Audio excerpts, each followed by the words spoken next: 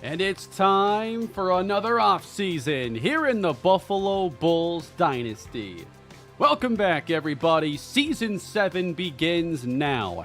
We have covered 6 years in this dynasty, seeing the Buffalo Bulls program, who opened as only a 3-game winner in Season 1, build up, and now after 6 complete years, a 14-win season has brought us to new heights, has brought us a MAC championship, multiple playoff victories, and now we begin our next chapter. A chapter that will include the introduction of the top prospect in college football joining our team. And we'll see what else is in store as we move on to year 7. We are looking for new challenges this year, a move to a new conference. I know that it would be more realistic to stay in the MAC a bit longer, but I don't think it would make the series more entertaining. And looking at, the possibility of maybe 4 more years in this series, I think it's time we make the jump. And I'm seeing a lot of people that really prefer the ACC. Like in the last game's comment section, there are so many sales pitches for here's why we should go to the ACC, or just that the ACC is a better option. I have been leaning more Big Ten, which is why I opened things up here to a poll. It's available right now if you're watching live. Almost 400 of you have voted on what conference we should move to. And right now, ACC is in the lead, 55% of the votes to Big Ten's 45%. I get that geographically it makes more sense. It also is a conference that includes an in-state team in Syracuse. Is Syracuse a good enough reason to think about the ACC more? We have more history against the Big Ten, especially after losing back-to-back games to Michigan. Now, I do think in the college football playoff era, especially as a 12-team deal, that you're still going to run into these super teams in other conferences if you are truly on that level. So it's not like we would be completely insulated from the Big Ten if we went to the ACC. But I felt there was more storytelling there. It still seems like most prefer the idea of the Atlantic Coast Conference, a conference that now includes the likes of Cal and SMU. So let's not play the geography angle too hard here. But I appreciate the super chat, Ian. First of the day, please move to the ACC. A lot of ACC fans here in the chat. Hope y'all are doing well here on this Wednesday afternoon as we get into another off season. How's it going, boss? Had my B-Day yesterday, so this stream is a perfect gift. I appreciate that, Cullen. Happy late birthday to you, and I appreciate the 7-month membership. For those of you that are channel members, keep in mind the channel member live stream is tomorrow, which I will likely be streaming some NFL Street 2. And there is a good possibility I do a regular stream on a different day soon, playing more NFL Street, because I would like to cover some of that prior to diving into baseball full on here soon. They think you're going to get crushed in the Big Ten. Maybe I would, but reintroducing some challenge to this series, I do believe is a good thing. If we were to go through the conferences here and just see kind of the rankings of everything, the ACC had the number 1 team this year.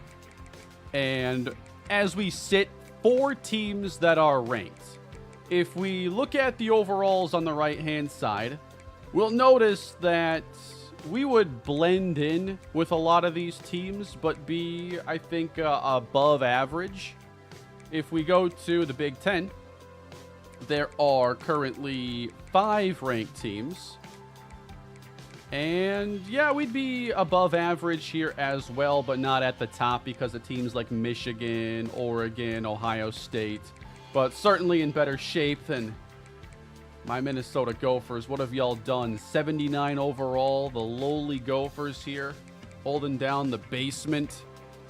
Any way I can convince you to tweet your sliders? No, but you can convince me to show them off here.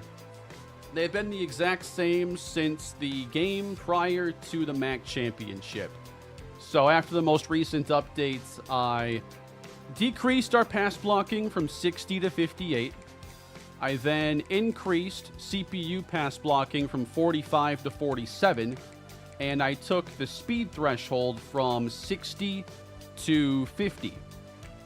And I felt like our gameplay was pretty good, and I believe it was very ratings-based. You know, we looked really good against Georgia Tech, a little more dominant there than you would expect, but their quarterback didn't play well.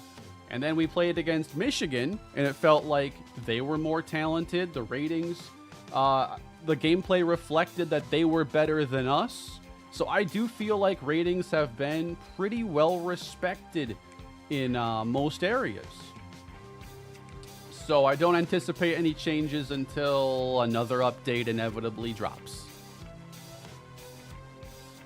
Are we getting an out of the park stream? Possibly. I have some plans for some baseball content leading up to the show and kind of getting ready for the new season.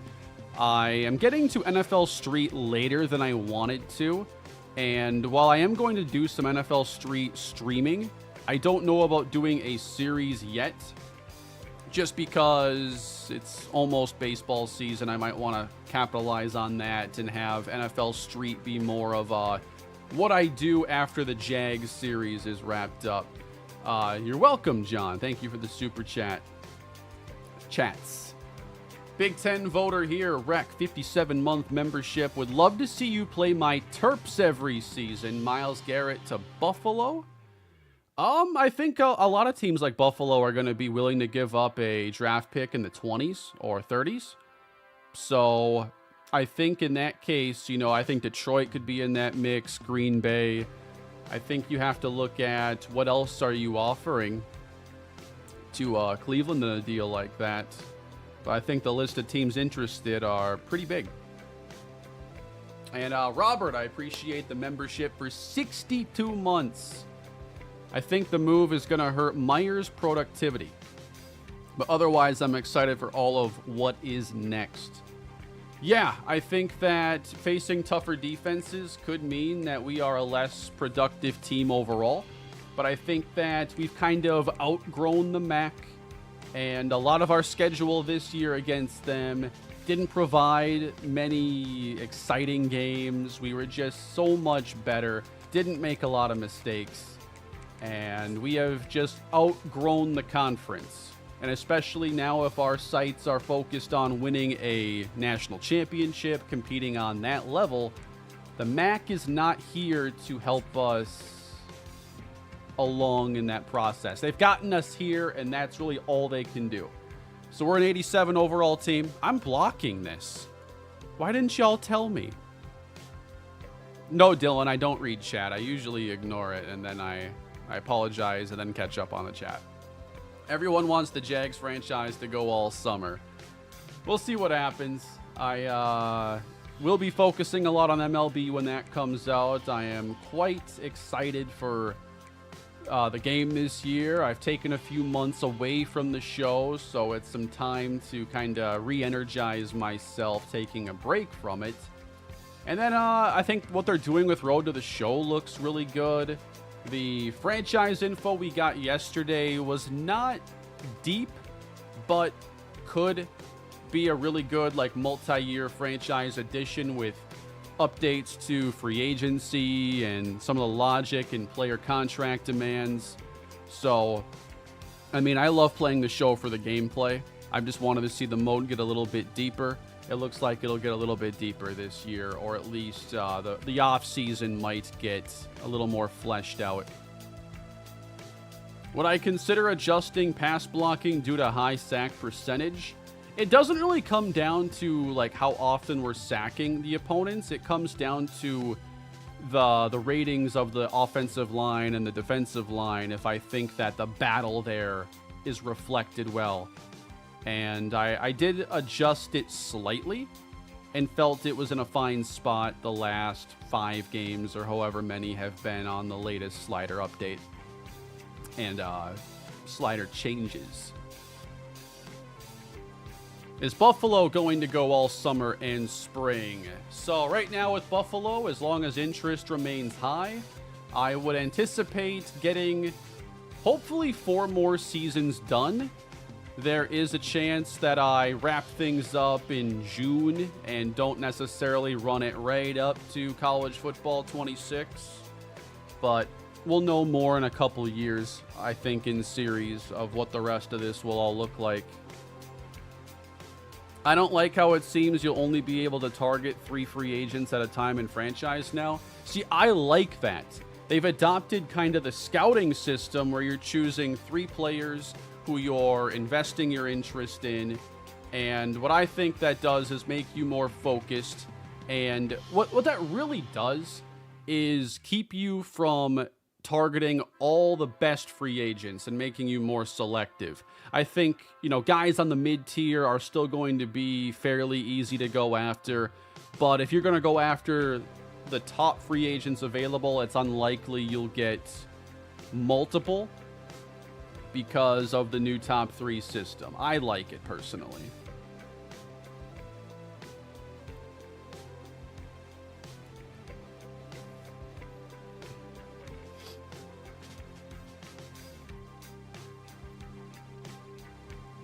All right, so we're about to get into the offseason today. We are going to sim the national championship. That is Texas Tech and Michigan. And then we have the same question that I posed last offseason. What happens with David Ogbonna? Because last year he had C+ playing style and chose to stay. But it was a risk he would leave. And that risk is reintroduced again this year. We are not this dynamic passing team. Does he want to go somewhere where he can throw the ball a bit more? Although he was very productive this season. I would love to stick, with David Ogbonna. We have had so many different quarterbacks in this series. I wanted to have a guy that I could play for 3 or 4 years. And we'll see if we get that chance with Ogbonna. But even if he stays, this seems to be a year-to-year question. Hey, Kane, have you played any Pirate Yakuza yet? I haven't. It's on my radar. I'll pick it up eventually. I was thinking of that game when I threw on this shirt today. I've been excited to see that game eventually. Now, my most recent new game pickup, I don't know, I bet no one in the chat, maybe like 3 of you will even know what this game is. I had to import this one for a physical copy. But Freedom Wars Remastered, a JRPG from the PS Vita. It plays like a third-person shooter, Monster Hunter type game. That might be one I get into here soon. Last question about the sliders. Do you import from main menu? I always import from the main menu. That's just kind of a best practice thing that I've done, really, since we've had the option to. Do you plan on doing a Dynasty rebuild on CFB 26, and which teams are you considering? I imagine I'll do a Dynasty next year on the main channel. I don't know about the second channel because I might focus more on Road to Glory and keep my time available for more Madden. But I haven't really thought about teams for next year. I won't think about it too hard until I can see some rosters. But I tend to look for something a little bit different than what I just experienced. So we'll probably go to a different part of the country and look for a different challenge, maybe on the West Coast or something else. Maybe there's also a chance that I do a team builder if the site is more fleshed out, and if we can work on team builder teams before the game drops. We'll see how it all comes together. Will I do a regular franchise on Madden 26? I think until they do something in franchise that really catches my attention, I'll just stick to my second channel stuff. Because I have only so much time for each series, and the more I do, You know, if I were doing a franchise alongside this, we would not be going into year 7 right now. We would maybe be going into year 4 or 5. But we are going to be moving this offseason. We are going to have a roster that I think blends in with whatever conference we end up in, whether it's ACC or the Big Ten. And our next year's schedule probably gets much tougher, but I do think it's time to reintroduce some more serious challenge, and I'm looking forward to it. So let me see if I want to use any of my coach points for right now. No, Kevin Kajus did not go anywhere inside of the Dynasty, unfortunately. We looked very closely last offseason.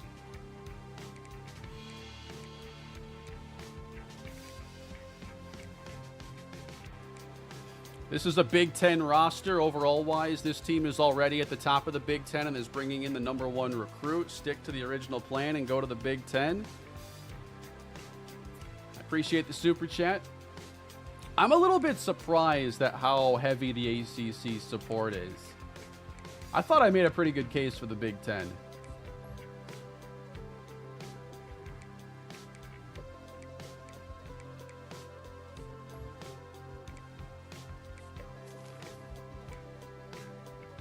Yeah, I want to potentially look at off-season training boost stuff.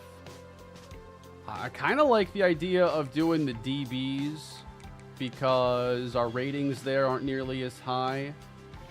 I only need 5 points for this one, so I might as well buy the offensive line boost. Go independent, no auto bid.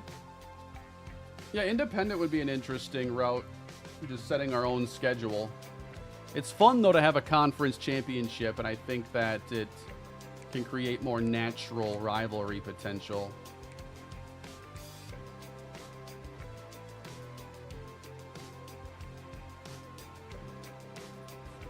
Let's see. I'm just looking at all my options here.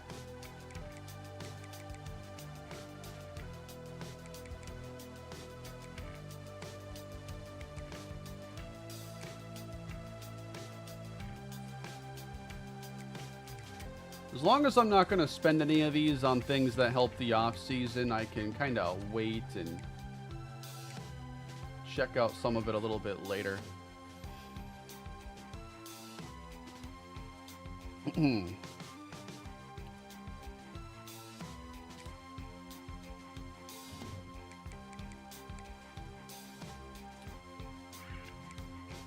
All right, we are saying goodbye to an excellent team this year. And, you know, we have the question about whether Ogbonna stays or goes. But I think we have a lot of potential for early declares. If you look at the non-seniors on this team, like Chauncey Baptiste, I assume will go pro. How much of our offensive line leaves? Because they're all 90 plus with boost anyway. I guess that their true overalls mostly are in the 80s. But I think Baptiste goes. Shipman and Camarda are graduating.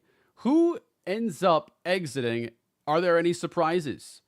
If anybody commits to the draft or declares to the draft and they are a 3rd round pick or better, I'm not going to convince them to stay. That's been a rule in the series. And none of the running backs are going to be convinced to stay. It's just another house rule, but I don't think they're going to be going anywhere. But we could see a bit of an exodus across this roster despite a small graduating class. So let's simulate forward. Don't forget you have to bring a school with you to avoid jacked schedules. UConn or Bowling Green. To me, Bowling Green is the team I would bring along as the competitor from the MAC that stands out most. We are now a 3-star program. That puts us on the level, I think, of like if you think about the Big Ten and ACC, more like a Maryland, Minnesota, Boston College tier team. I feel like we are dragging up the Mountain West prestige a little bit. Or no, we're MAC, I'm sorry. Sometimes I still think about the Mountain West. Yeah, that's still 10th place. We got Big Ten 4, ACC, actually above in terms of conference prestige.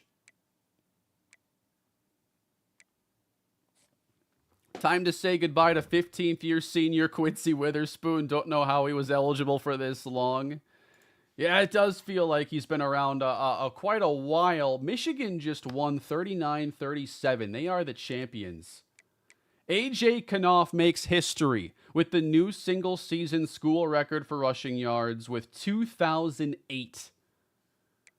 Yeah, I saw he was a little bit behind Mike Hart's career record, but I'm pretty sure Mike Hart played 4 years. Like, you have an advantage for those, like, school all-time records when you're a 4-year player, and most elite players don't play 4 years. What was Mike Hart, like a 4th-round pick? Big transfer portal offseason coming? I think it depends if we have a lot of guys leave. Otherwise, I think it's rather light.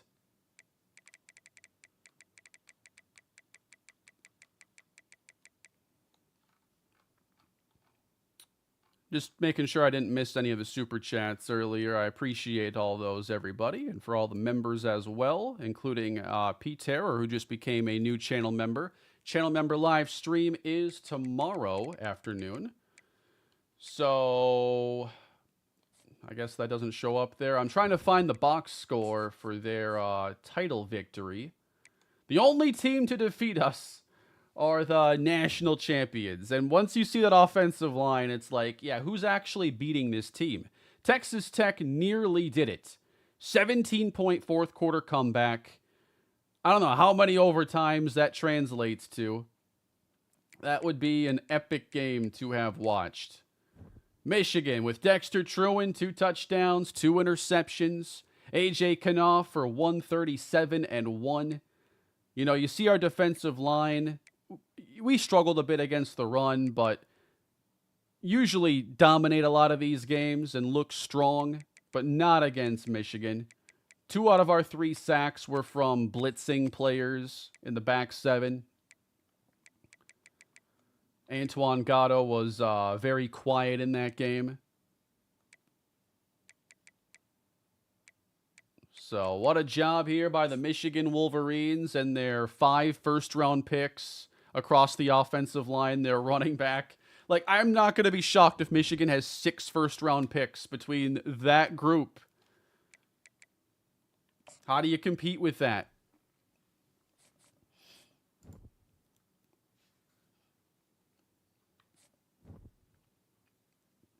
Any tips on getting better announcing games? Just started the channel and find myself having to record play-by-play way too many times. Reps. You need practice. You need to know, what you have to work on. If you want, like, some areas of focus, try not to speak too quickly. Try to keep yourself under control when you're doing commentary so that you have time to think and not stumble over your words, and you can hopefully have a good flow to things, but it'll come with reps if you stick with it. Like, I don't have any professional training of any kind, and I'm always trying to fine-tune things. Mike Hart was drafted in the 6th round, had 3 seasons with the Colts, and disappeared after that. That's kind of the story for a lot of, like, record holders, honestly. All right, guys, this is going... Who's Mike Hart? Forgot about Mike Hart. Michigan's all-time leading rusher. All right. This is going to be the first big stage of the offseason and will be a bit of a domino, falling here. If a lot of players leave, we are going to have to replace them, maybe in the transfer portal.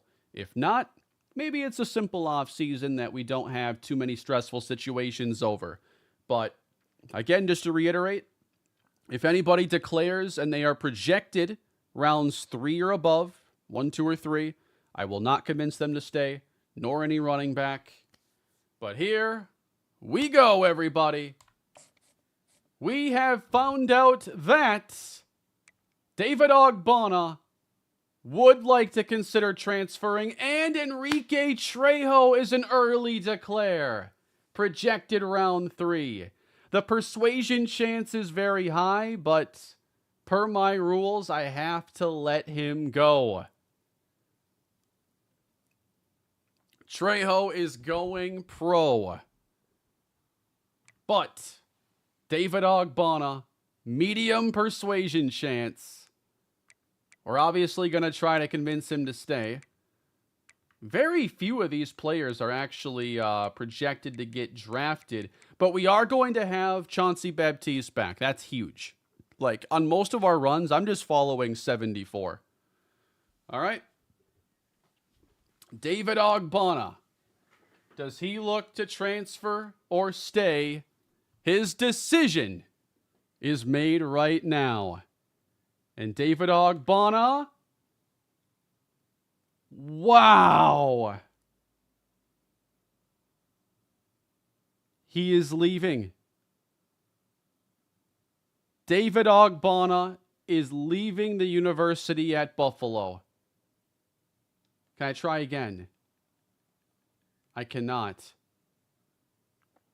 We just lost our top receiver and our quarterback as we embark on a new journey into a new conference. Wow. And where does he go? I'm going to say this right now. If Ogbonna goes to a Big Ten team, we're going to the Big Ten. If Ogbonna goes to the ACC, we're going to the ACC. If he goes to an SEC school, we'll schedule them. I think that's the way to go. Our NIL budget was just not there. Play the music.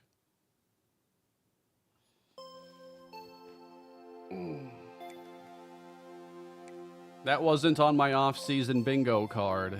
Not mine either. I think you're looking at Ray Elway, potentially, as your Season 7 starting quarterback.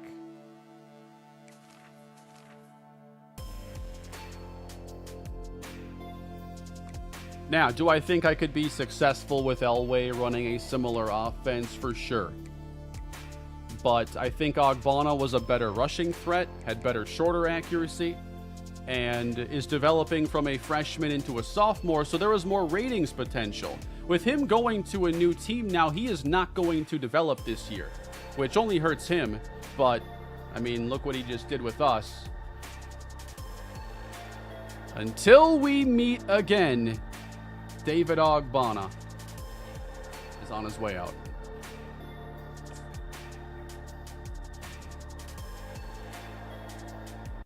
A turn this series hasn't really seen.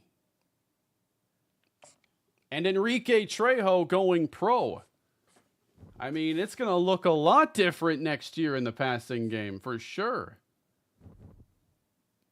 Let's go to the draft results. We had 2 players get taken. Enrique Trejo and Robert Shipman are both round 3 players. Bowling Green had Sergio Vick get taken round 7. I would like to see definitely Michigan. With Ogbonna leaving, I consider going ACC. Just because you think the Big Ten's a tougher route to go, losing offensive talent like that. AJ Knopf, round 2. 3 centers, rounds 2, 3, 4. Right guard, round 7. Rashard Ebiketie, round 7. They had more offensive linemen than they could ever use at Michigan. I'm surprised Knopf isn't a round 1 player. Where are the round 1 players at? Look at Nebraska. Look at Matt Rule and all these early round talents. The current poll standings have ACC with 57% of the vote and Big Ten at 43%. That's over 800 votes. Notre Dame had a couple first rounders. Ohio State had a couple. This is so heartbreaking. I just got here. Yeah, it's no easier having been here the entire time, let me tell you that. David going back home to Arkansas, calling it. Wherever he ends up, I hope it offers some storytelling potential. But man, I finally have this great season with a quarterback, and he is headed out the door. So, with our receiver situation, now we have some good incoming players, but if we can bring in somebody through the portal, that would be really nice. We also have a 4-star quarterback incoming. I recruited Karifi Jeffrey heavily, knowing that this was always a risk. But I think with his accuracy, you let him sit for a year. The medium accuracy at 78 just needs a bit more than that. And I think Elway is our best option for the coming season. DeMarco Lacumbo, number 1 ranked prospect. He is going to be joining us. Let me take some of these players off the board here entirely. I need some room. We have a 4-star receiver plus 2 4-star receivers from the previous class that are now going to be redshirt freshmen that could be immediate or new contributors. Oh, also Nelly Jarrell. As a true freshman, I think it's on the field quite a bit.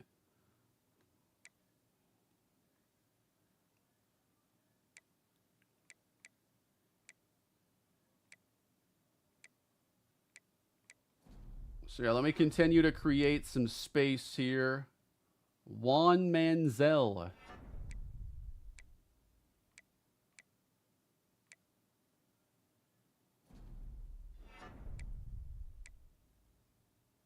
Oh man, Kyle Abrams, I forgot about that. Him going to Syracuse. Okay, that's a point for Syracuse in the battle. I've never had a player flip to me. I know it's possible in this game. So I don't always, erase the entire board. But let's see if we have a chance to bring in anybody with significant intrigue. David Ogbonna. We know, okay, so I'm covering this up right now. That's what his board looks like right now. Mid-Tennessee State and UNC are the top teams interested. I guess for now, I'm probably better off with me over here in this corner.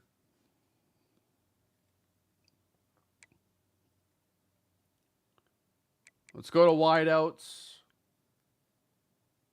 Yeah, it's usually tough for us to recruit them because our past production isn't high. And for a lot of these players, the playing style deal breaker is why they're transferring out. So they're not going to transfer to us if that's their focus. Now, we're just not high enough on some of these boards to get a 3 or 4-star. So this is going to have to be solved internally.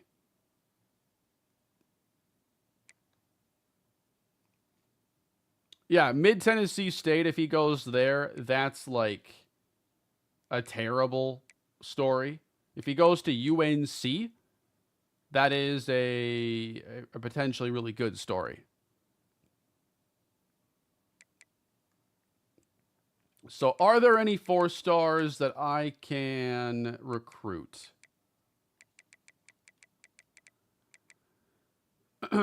Lorenzo Kashama. We just had Dom Camarda graduate, so there is an opening for a starting center, although our depth there is certainly excellent. Mike Dugans. Only 3 4-stars are available. And then for 3s, it's also fairly limited, but at times I'll take a look at the freshmen. Players you could have for a few years that'll miss 1 year of development, but you can always come back for more development later on. Yeah, I just don't have a lot of options. Less than 10 players between 3 and 4 stars are even possible. It is not possible for players to flip this far. It's past early signing day. Is that the way it works, Winston? I appreciate the super chat.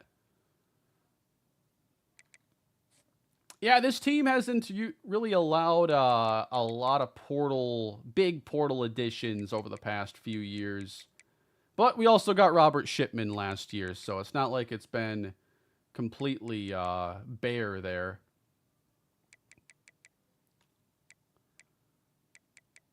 But let's do a little bit of scouting here. Greg Ezekiel, he's still a high school player that I never got around to scouting in the regular seasons. So there's one player out there if I want to bring in another athlete. But for transfer portal players, Lorenzo Kashama, 79 awareness. I'll compare him to my other centers. Daniel Freeman has 89 awareness. Very solid guard, but the strength is low, especially for a jump in conference competition. I'm not thinking we end up with a whole lot of additions here. I like the range and coverage, though, on Anthony Titus for a freshman. That's really well developed. And then Thomas Raymond, if I feel like I need more depth. But at this time, I'm going to offer to Titus and go all in on him. But yeah, here is Lorenzo Kashama. And 93 strength, 79 awareness, 91 run block finesse. Let's go see what we have right now at center.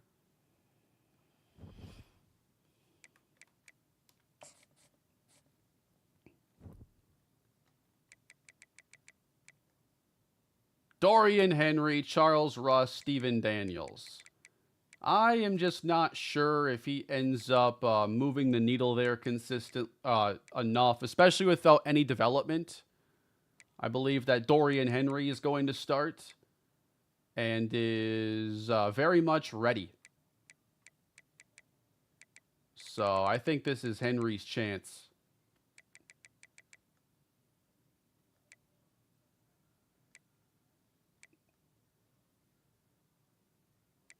So Henry is going to be a junior. Rust is going to be a junior.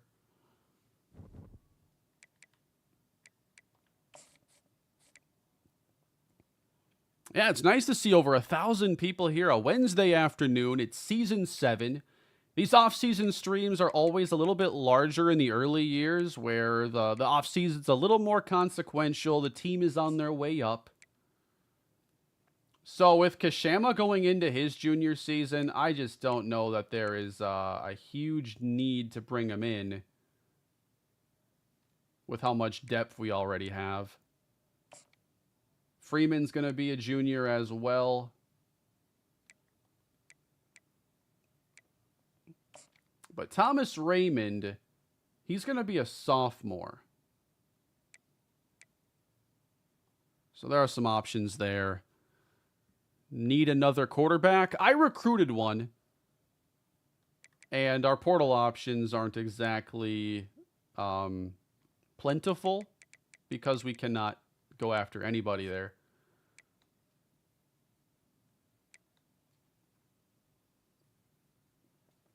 But yeah, let me see. Because with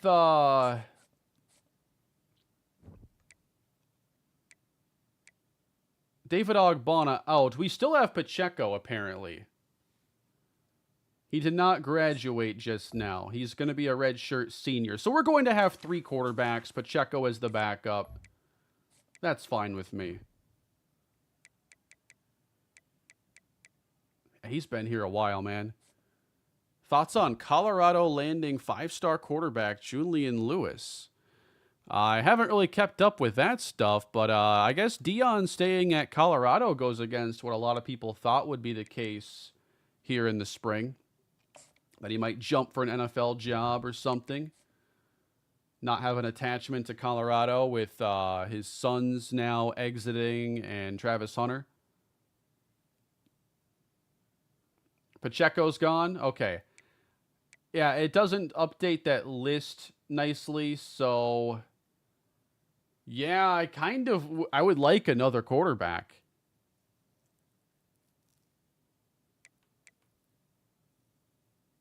Because I want to be able to redshirt Jeffrey now I might have to just go get another quarterback as a high school player to be backup. I would love a portal player. Just give me like a power 4 backup to come over. But unfortunately, I can't do it.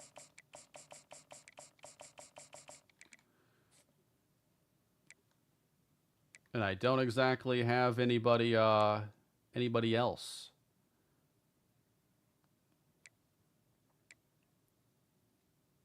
So, we might have to spend more of our attention then on scouting some quarterbacks.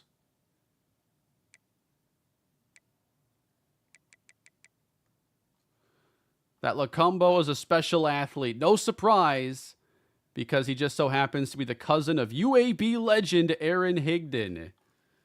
Man, let's see if I can actually have him reach the hype in this series. Like, think about the Montrell Bonds story playing out and how disappointing that ended up being. It's about that same time in the series when I picked up Bonds. And then, you know, we just had better, more effective options. Looking at the top-rated quarterbacks that I have not really looked into yet. I'll start with like 4 guys.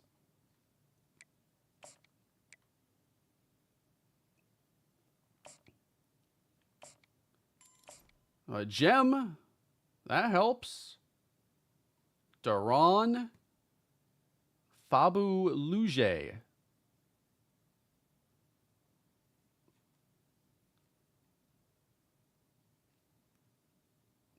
I mean, those are the ratings I look for in a backup quarterback in, like, Madden. So I think he's a very good candidate. Still going to spend points, though, on other players. All right, McGarrigle is out. All right, so I'm pretty happy with 84 short, 83 medium as like a day 1 backup there. Cincinnati, Ohio. And I don't think he has any offers, so should be an easier situation for us. Irvin is better. He's more mobile, stronger arm. But I definitely, like, realistically, if Elway goes down, we burn the red shirt on Karifi Jeffrey and just say, figure it out. Jeremiah Irvin, though, it really isn't a bad skill set there. Being an athlete, too, he might have more position flexibility. And, Harper has an offer from Ohio State. But I'm out on Harper. I still can't get over David Ogbonna wanting to leave, especially after this great season. Yeah, I knew it was going to be close trying to get that playing style deal breaker taken care of, and unfortunately, we get unlucky this year after having luck on our side previously. You could still switch Babineau back to quarterback. That is an option. But his caps were the concern there. He was kind of done developing as a quarterback. But if I need the roster spot, if we have like a mess of injuries, yes, Babineau as an emergency option is a fine emergency option.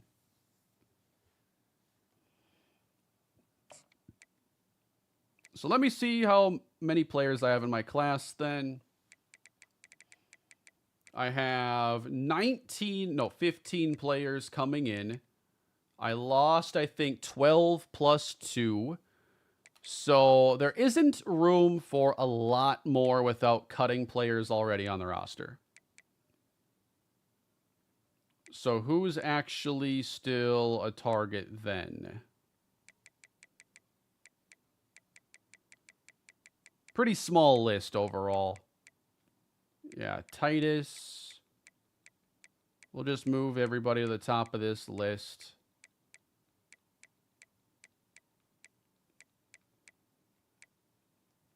Maybe like 4 or 5 more players potentially.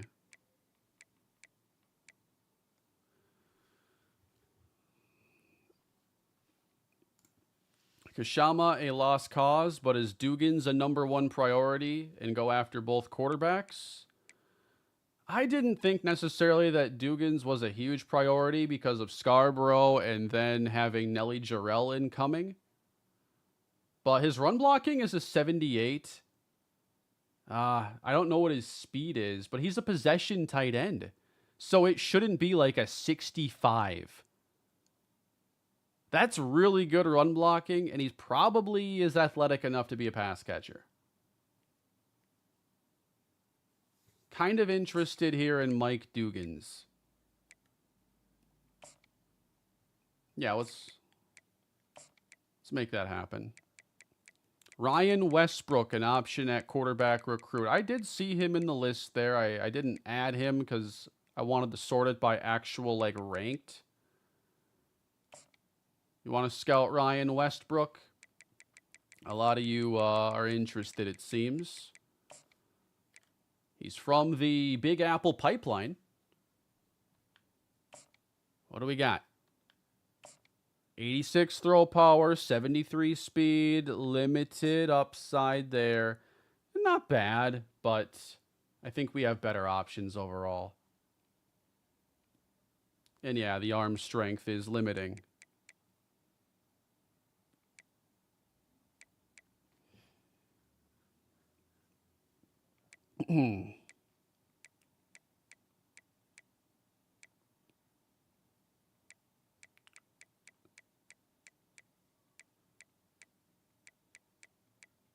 All right, so let's max out these guys. I still think I like Jeff Marciano.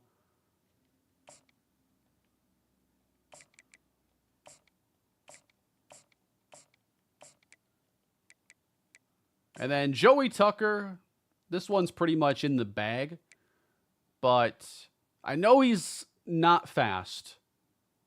But I try to get as many gems as I can. And these 3-star gems just consistently end up being some of the best players that I get year in, year out.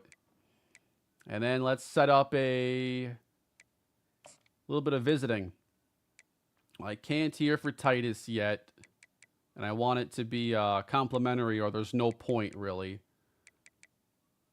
So I'll hold off for a week, I think, on that.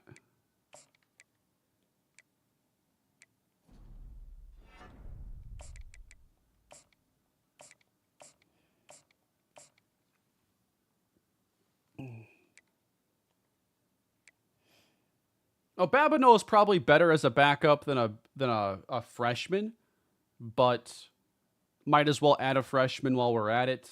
And maybe I do move Babineau back, because with getting Lacombo, I mean, we're already looking at Meyer moving down. Not necessarily moving down, but I think it's more of a timeshare with him and Lacombo. And then Joshua Bloom, who he might have some quarterback skills as well. I never listed him at quarterback, but I think he actually might have had some. And then Babineau back to quarterback might happen. I think there's a decent chance.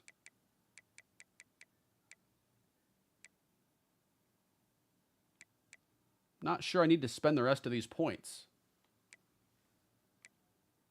65, 65, 65. I can go a little bit higher here is all.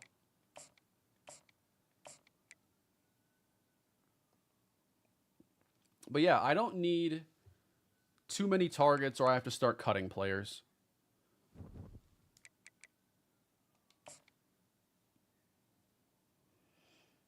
All right, on to the next stage. Jeff Marciano commits. Joey Tucker as well. 3 targets remaining.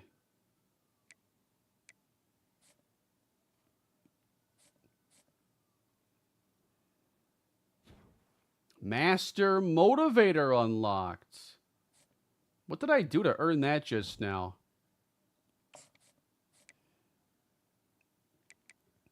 First place for Titus. Ooh, second place here for Fabaluge. And first place for Dugans, and we already lost to Michigan twice, so I would like to focus on beating them now. Marciano committing there actually hurts a little bit because now I can't do a complimentary visit. I don't have any other defenders here.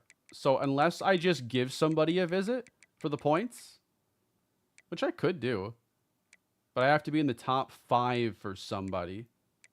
I certainly have the points to go around, but I need a top 5 stage player.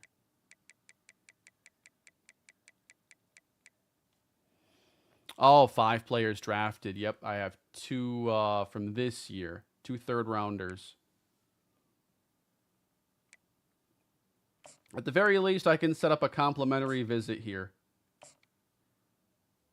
Coach Prestige is an A+. We'll look at hard selling if it makes sense as well. Oh, I can't do that? Oh, I'm too early. I shouldn't have scheduled this then. I screwed that up.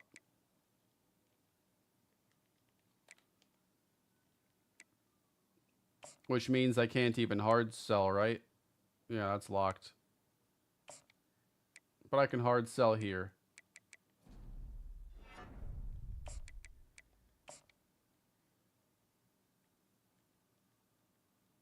I can't believe David Ogbonna left us, man. He's just gone.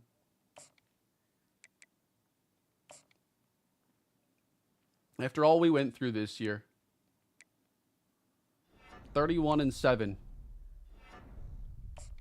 That was his touchdown to interception ratio, and he's just gone.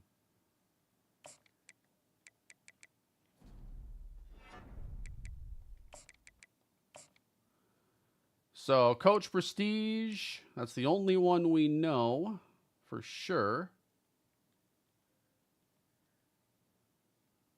But we might be narrowing it down based on what he's already X'd out. How would I approach an Angels rebuild? Well, there's a lot of salary, man, tied into things like the Anthony Rendon contract. I mean, you still should have money to spend, but you got to start developing the farm system a lot more. Maybe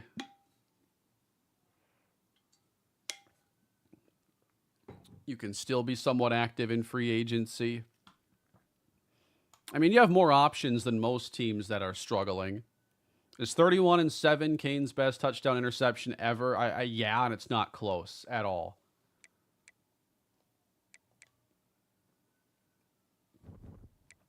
Yeah, I don't know where Ogbonna went yet. Well, we'll definitely be checking here. Let's move on to the next stage. Still in second here for Fabaluge. Oh, if I removed him and add him back, it cancels the visit. That would have been good to know 10 seconds ago, I think.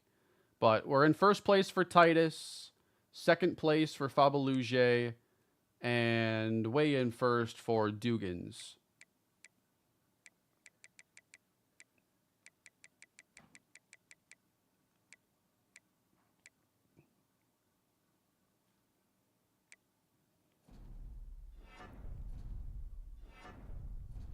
Kashama's going to Ohio State potentially.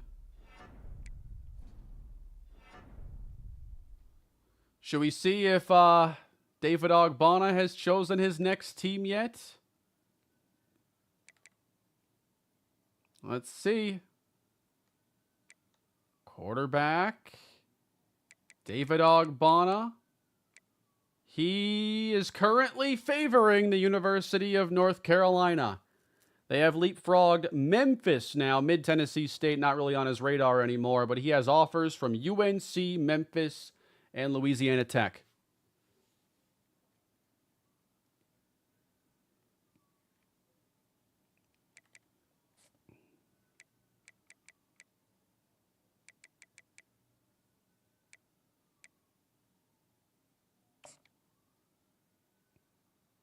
I'm going to put some points here into D'Angelo Winter because I want to be able to set up a complimentary visit for the quarterback. I need to get into the top 5 stage to do it.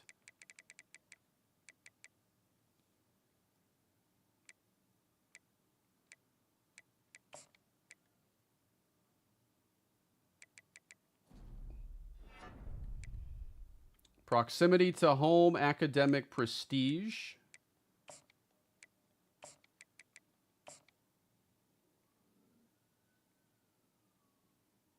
It's probably that one.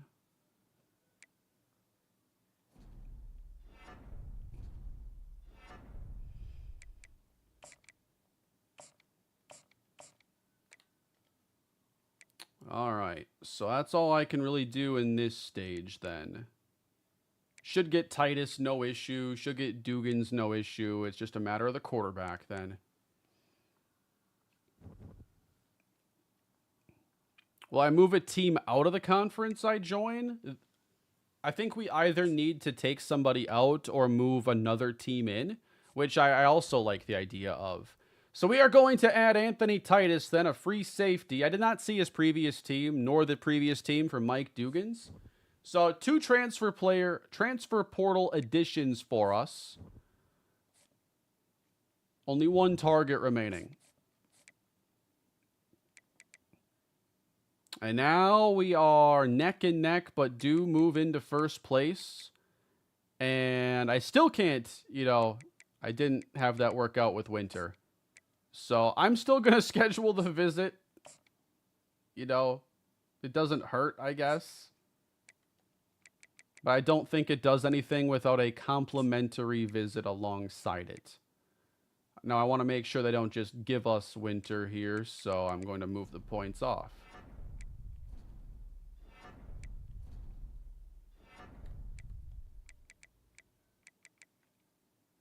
All right, let's check the portal again for quarterback David Ogbonna, whose decision is not made, and now Memphis is number 1. They just moved above UNC.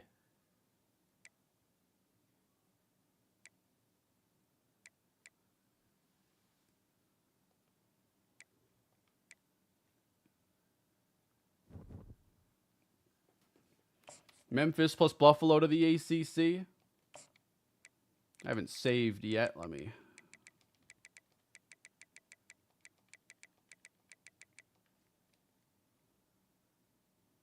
Yeah, Memphis has collected a whole NIL bounty to throw his way, it sounds like.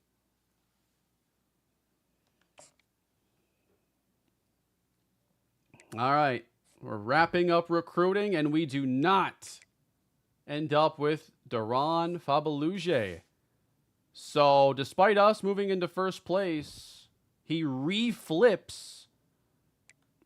Did David Ogbonna do the same thing? Is he going to UNC or not? It's National Signing Day, everybody. We missed out on Fabaluge, and so we could end up seeing Kevin Babineau with a move back to quarterback. That was a good call. Man, Kyle Abrams should have flipped. You had every opportunity to say, you know what, that team up there, that's way better than Syracuse, and he didn't know any better.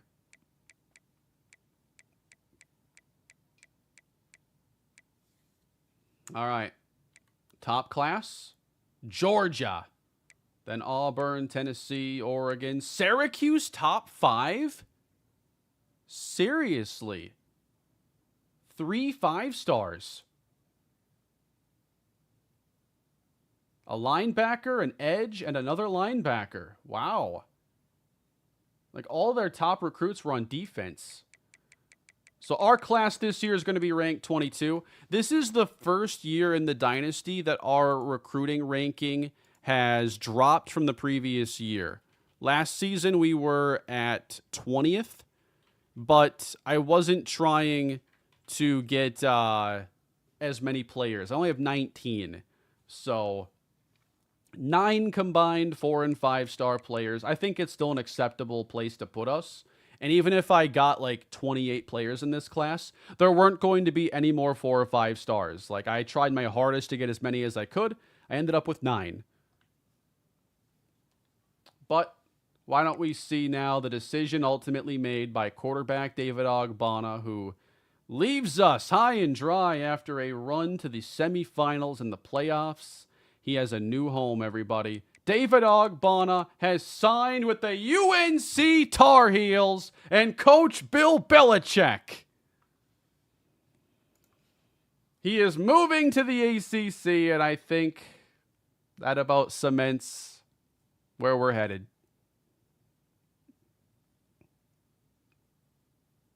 David Ogbonna to the Tar Heels. And, man, if we go ACC, they better schedule us first year. Or I can maybe pencil in a rivalry. Can I make that a rule?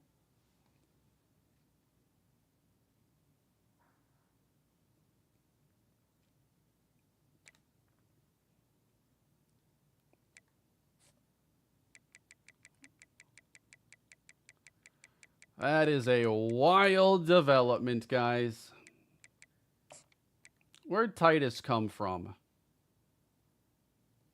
I want to know where the players I signed came from here. Both Purdue. So, shout out to us for taking away 2 Purdue players this cycle.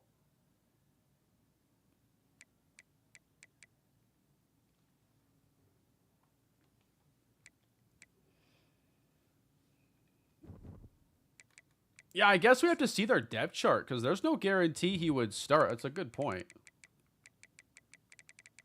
Which would just be wild if he transfers away after that year to go somewhere where he wouldn't even start. If Robbie Ripkowski is truly a redshirt senior, the roster should be updated now, right, with years. Because we had Eric Pacheco still on our roster, and now he's gone. So now the years are updated.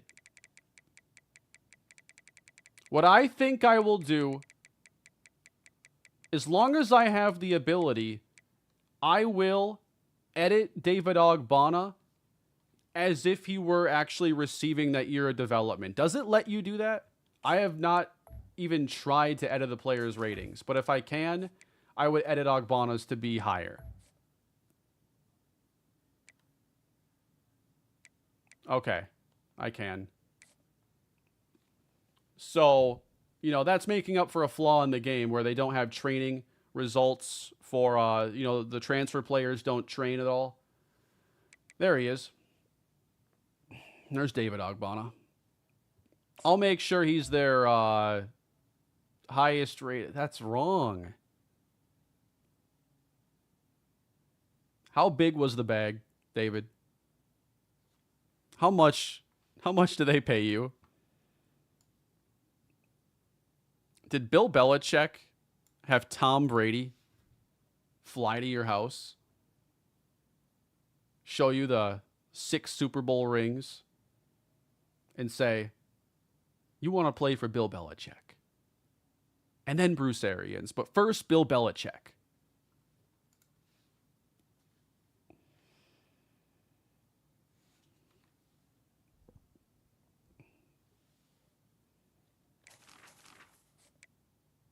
Is there any way he can do better than that, having left our infrastructure? Not just interceptions being 7 last year, guys. We played how many games? 16 games, 7 picks. Wow. 31 sacks, less than 2 per game. That's wild to me. Oh, Breezy, you missed something major. Let me just hold it here on this screen. What's going on, Chris? 74 months. Thank you, man. The stream continues to fill up, too. Over 1,100. No one's leaving right now. What else is around Ogbonna here at the UNC offense? I mean, the running backs are all right. There might be a little development here that takes him above the 80 mark. And then, he leaves and does have, I think, a number 1 receiver in Tony Muamba, who can be his Enrique Trejo or Oscar McNabb. He might develop slightly, if anything, but he's already an 85, which is pretty good at receiver in this game. Yeah, Derek, I'll be editing David Ogbonna as if he had developed, and I'll do enough to make him the starter. And I'll want to do that, I think, before we simulate to week 1 or week 0. So I'll make sure he's starting. But man, that's just an unbelievable move. Who's he replacing, by the way? What's Robbie Ripkowski's stats look like? 23. It's a bad start. 40 touchdowns last year. I'm gonna need you all to do the Men in Black thing and like forget this part. Just think that Robbie was bad. Yeah, I could do it now. Maybe we just do that now so I don't potentially forget.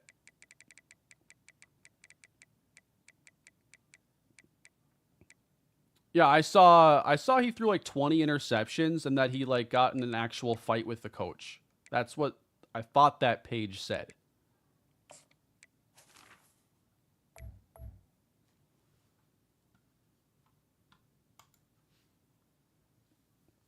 It said that he challenged the head coach to a cage match after a 3-interception first half where he got benched against Wake Forest.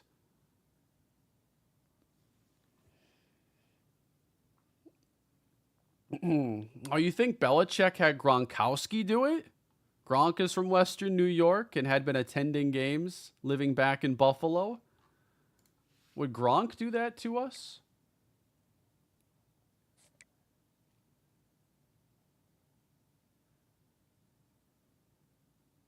Excuse me? Is it because he's a transfer I can't do it at this time?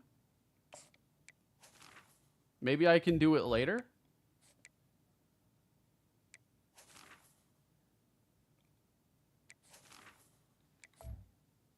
Bro.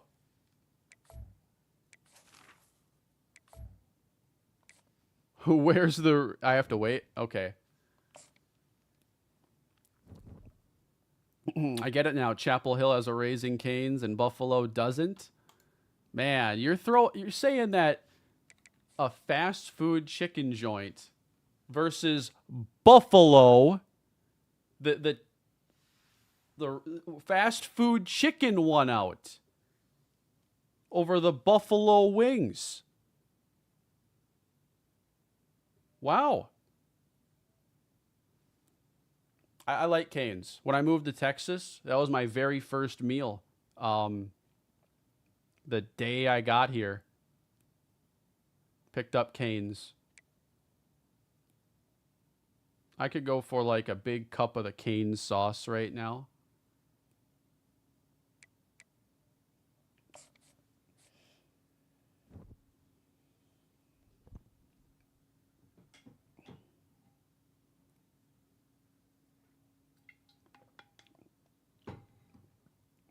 Is there really no Cane's in Buffalo? I guess it is pretty regional, ain't it? I don't know. So I was told some time ago that if I just did not move athletes, that they will go to whatever position aligns with their primary archetype, and they'll keep their abilities. Otherwise, I risk losing them, apparently. And here's a guy who I don't want to lose his abilities for. So I think I'll save and then simulate, make sure it's all good.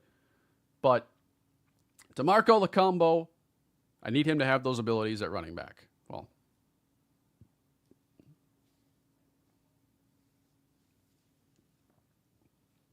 Cane's Chicken D tier. Wow, I think that's really harsh.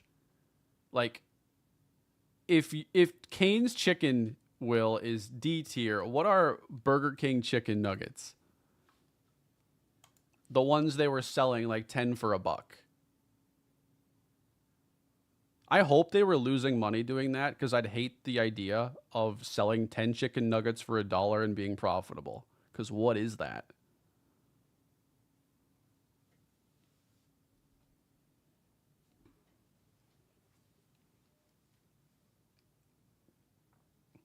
Chicken Express. I haven't had Chicken Express. The other one I haven't been able to try because I don't have any around me is Bojangles. But My go-to place tends to be, if I want chicken, quick and easy, I like Popeyes.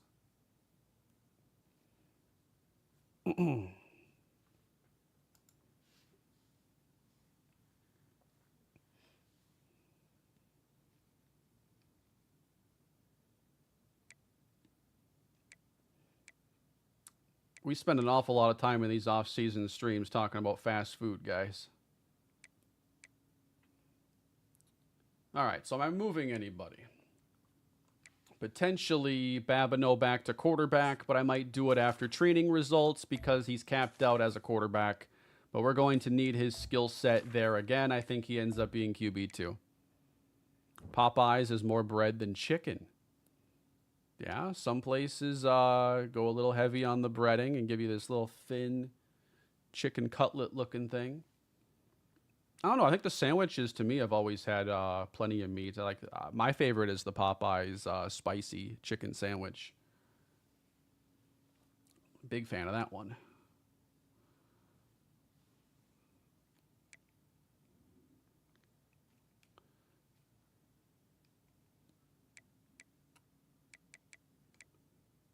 I'm also curious how much Meyer develops and like what his ratings look like side by side with DeMarco Lacombo. That's the next, I guess, exciting thing to see.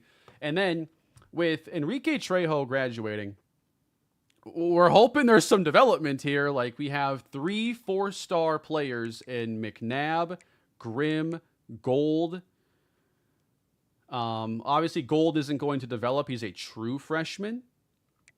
But McNabb and Grimm were both 4 stars in the same class. Tolzien, he's at his caps. I don't think there's much hope there. But maybe a player like... some of these players have good caps. I forget who exactly. Not Sean Prochet, unfortunately. He might be a roster cut candidate. Sean Blade, actually, is like at his caps, too. And I thought he played really well last year. And I'd love to see him get better. But... that's where we land with that. What about Buck Jacob? We'll see.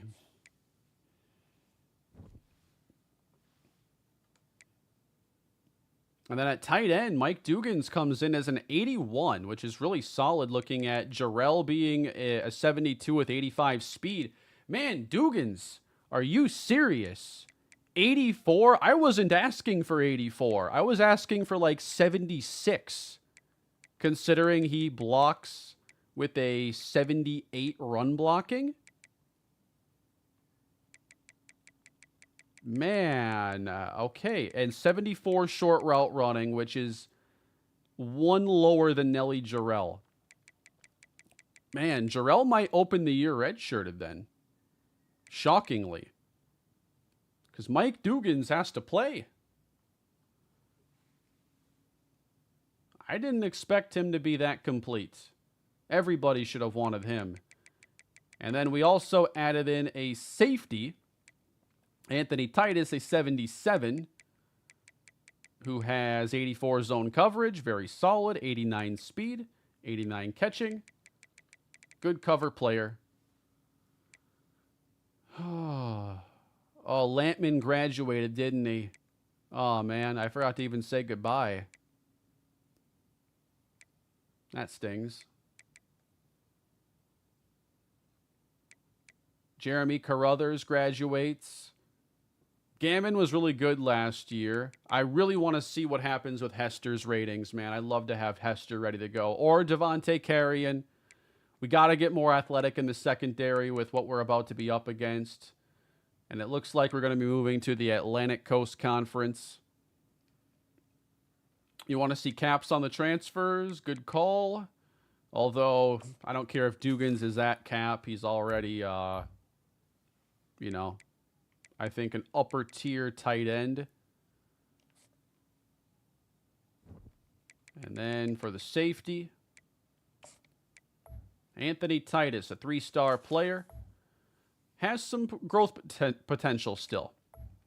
So we like that. 1 pick last year at Purdue. You can't tell me that Dugans wasn't playing there. Let's see the last year production. Yeah, 485 and 4. You know, Purdue only played 12 games or maybe 13 with a bowl game, so that's not bad production. I'm not even sure if they went to a bowl last year. Possibly. I don't even know why I'm bothering looking, but...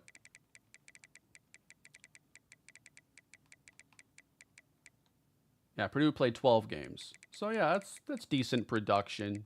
Not going to be a high-flying offense there, which is why he leaves. How's the offseason going? Up and down, honestly. You know, we lost our quarterback. We lost our #1 receiver. So that stings. And most of the things that have happened that are good are things that we already priced in and knew. Like, we were getting the #1 player. But training results... that's where it's going to be at. Kane, can you explain how good Lance Adams was? Lance Adams as a prospect was basically Randy Moss. And then I never really got to use him quite like I wanted to because it was just a time in Madden where without the wide receiver DB interactions, you were not going to get those 50-50 balls to play out nicely. Those always favored the defensive backs, and now those animations allow for it to be more dynamic. But he was a really good player that had Randy Moss potential and probably ended up instead being closer to like, give me another like 6'2+ deep threat with good speed that isn't elite but was pretty good, like a 1,000-yard guy. Let's say, no, not Troy Williamson. We got to do a little bit better than Will Fuller. We got to do better than Kevin White.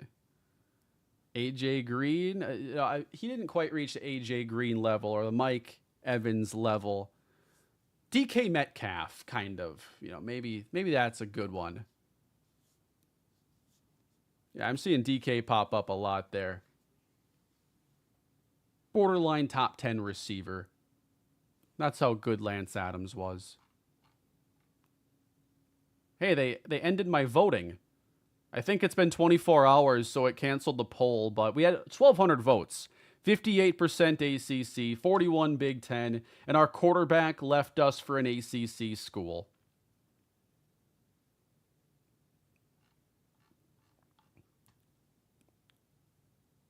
Josh Gordon was elite. What are you guys talking about? Depends what year they're considering. Like, what was Josh Gordon's big year? 2014?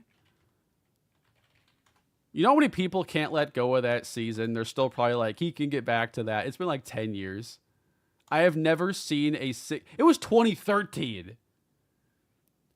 Like, that year for Gordon was so special. First team All-Pro, Pro Bowl, 1,646 yards and 9 touchdowns. And for nearly a decade, people were like, maybe he can still kind of get close to that form again.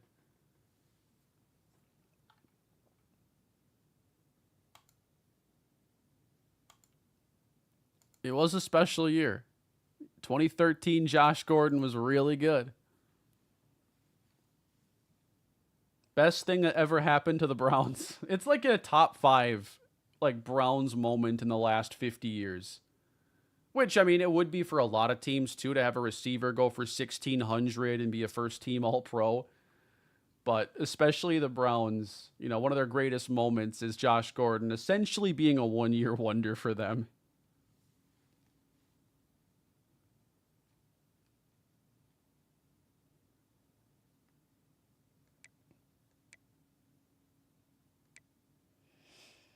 Back-to-back 200-yard games. That doesn't happen often. I think somebody did it recently, and it was talked about like it hasn't happened since Josh Gordon. That kind of rings a bell. I have a lot of tight ends and receivers. A lot of centers. I have a lot of right guards.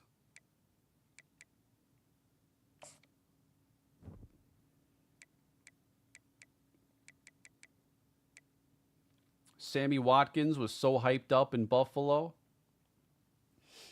Yeah, that's one of those guys where it's like if you could replay the first 3 years of his career somewhere else before the injuries, took some of the explosiveness, because he was a good player in Buffalo, but obviously wasn't at his potential then.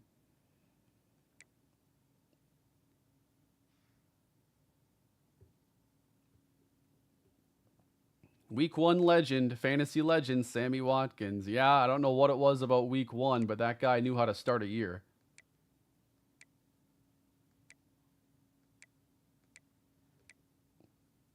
Saints franchise? What about Saints franchise? You asking for like where more would be? At this point, I'm not working on it, nor do I have any immediate plans to work on it, but as time passes, maybe I'll figure out a way to potentially bring it back one day. I'm just kind of leaving it open. I didn't want to do a long-term sim. I'm leaving it open. Who knows if I'll do anything with it, but whether it be like something I just start live streaming one day to fill in a content void or something, it's just kind of there if I want it. I had a lot of fun with it, didn't get the job done, but I wouldn't want to do a long-term sim either. All right, so with our athletes here, first off, DeMarco Lacombo, 77 overall player. His highest overall is at running back, so I'm just going to, this time, not move him and then simulate and make sure his abilities are all still there. I'll save to make sure. Cesar Franco, I think, is going to be a linebacker. That's cool with me. And then our final athlete ended up being Rashawn Hayden, an edge rusher, whose top position is left end.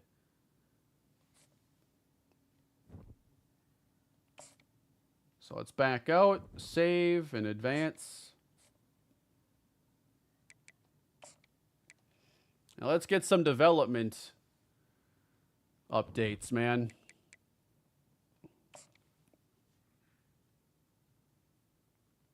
Oh, they don't lose abilities if you move them during position changes. I'm always getting so much information, and some of it's a little conflicting. Because I didn't think I ever lost a player's abilities unless it was after the fact. So let me, before I check training results, make sure that Lacombo is in the spot I want him to be.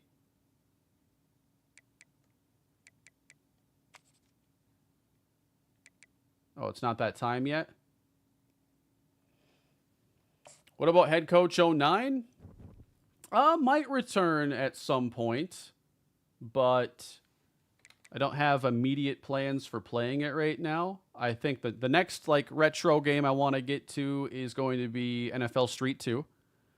And at some point, it'd be fun during the summer if I could also eventually do a season of All-Pro Football, maybe. There are some games that I'd like to revisit, but do them in live stream format, a way that I can do it with saving some time. And I've wanted to do more streaming and streams that can turn into videos.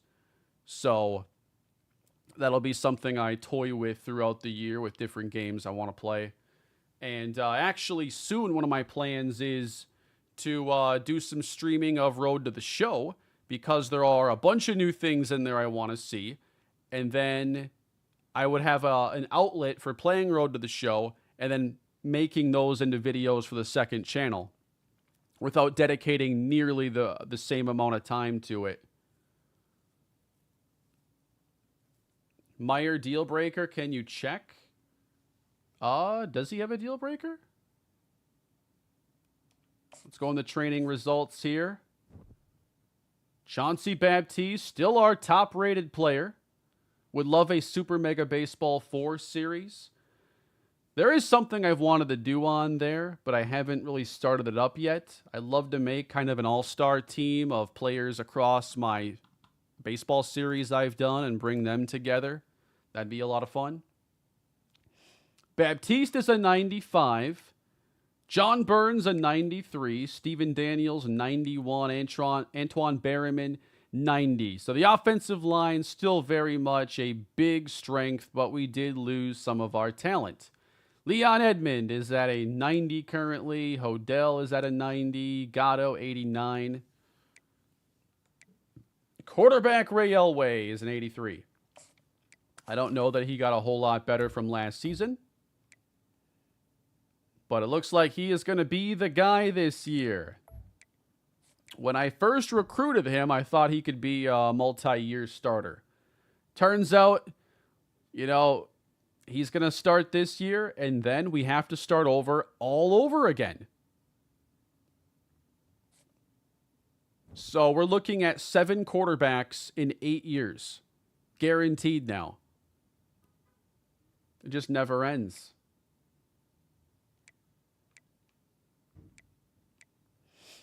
WWE 2K Royal Rumble with former Dynasty players stream when? That would be so much fun to do. Who do I think wins a Royal Rumble between your former players? I think Boogie Turner is the heavy favorite. Pacheco Road to the Show would rock. Yeah, I don't know what player I'm going to do yet for Road to the Show, but I will definitely be checking it out as they've introduced high school and college, and it just looks like a fun, fresh experience, at least to check out and see where it goes. Haven't played Road to the Show in a couple years, so I will definitely be playing.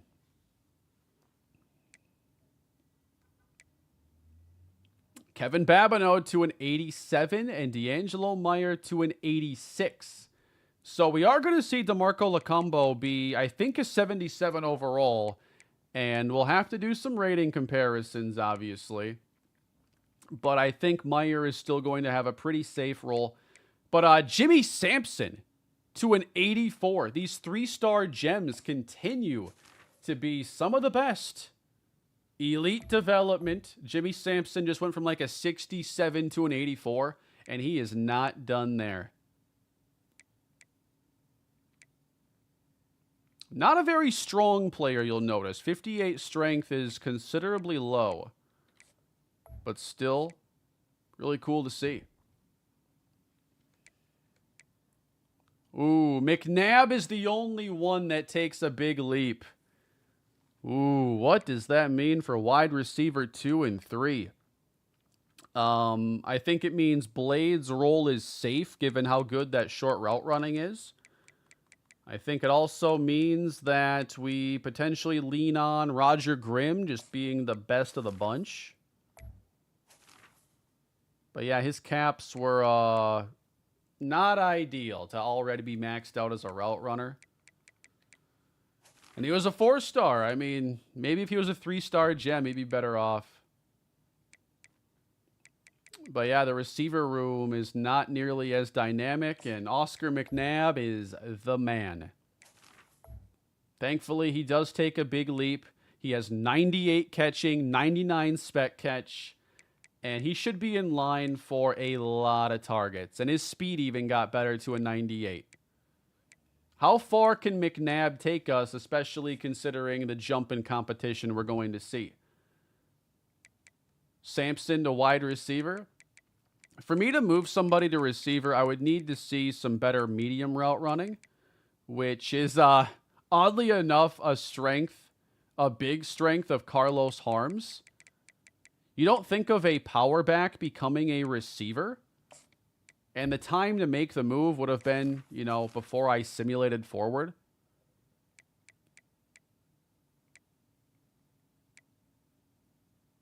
But man, could Harms get some look as a receiver?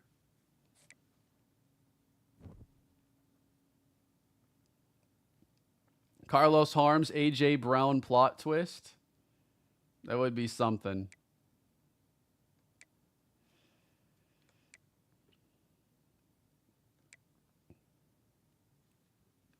If I reload the save, it's not going to develop everybody the same way necessarily. I don't think anyway.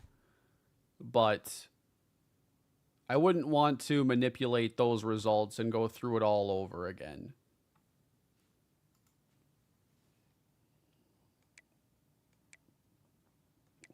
as we sit right now, his ratings might be playable, though, at receiver. We're going to have to make some considerations. Makovica to an 85. That is a really good jump for him. Larry Wheeler to an 88. Okay. All right, Larry with the 95 power and 86 finesse. The athletes haven't been assigned yet. They get it after this stage, I think. Yep, we are a 3-star program. Hodel, 95 power move, 89 block shed.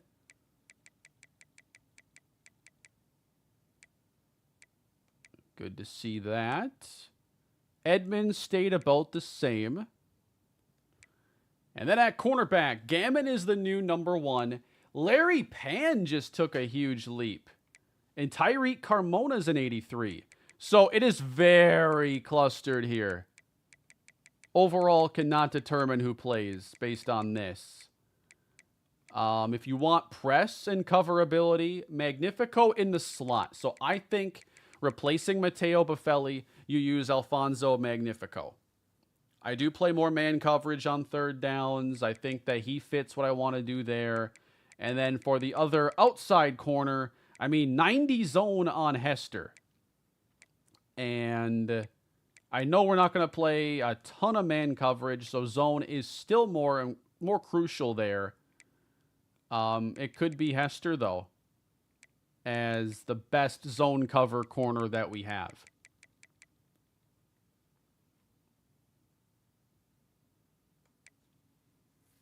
At safety, Trent Cole is up significantly.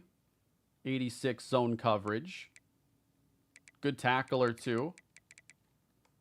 And then Kalen Meekins, I think, is about the same.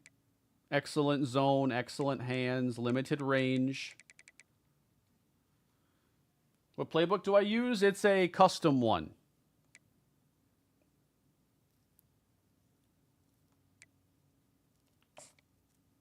Can I move my camera to where it was? Oh, I really left it there. Huh. That was only meant to be temporary.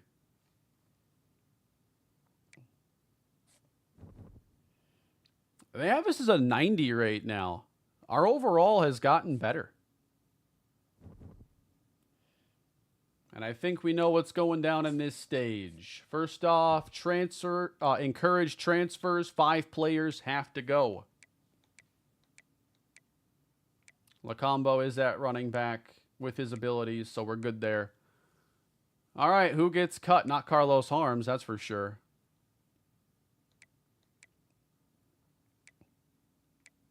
I think that Sean Prochet being at his caps, tells you everything you need to know there. He's a redshirt senior. I'm sorry, Sean, but, maybe you could transfer. What's a good school for him to transfer? I'm saying that Sean Prochet is going to transfer. He's going to stay in state, but he is going to transfer to Hartwick College, Division III. Hartwick College.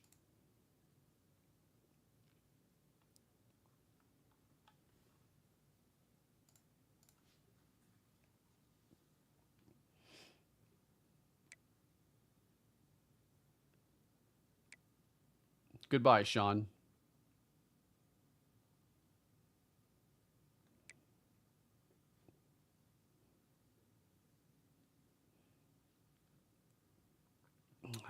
Do I look at Malik Evanson potentially? Redshirt junior, probably not going to get playing time with us.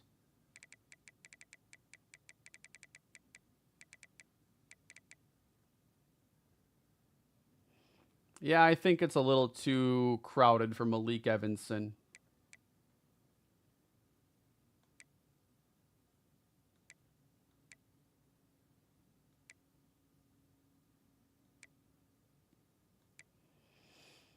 All right, 3 more to go.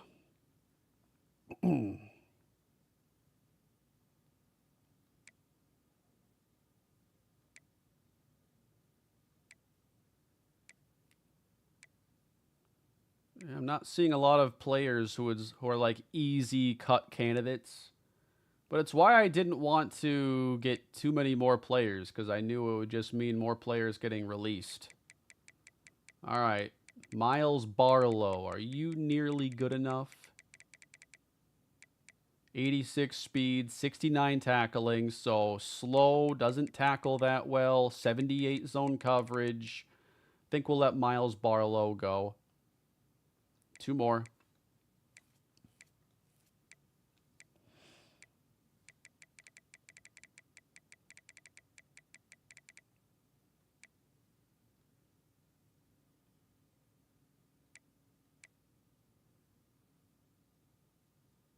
Yeah, let me check a few caps. Well, actually, I don't know if I can in this stage. Yeah, I don't know why they take away certain menus at certain times.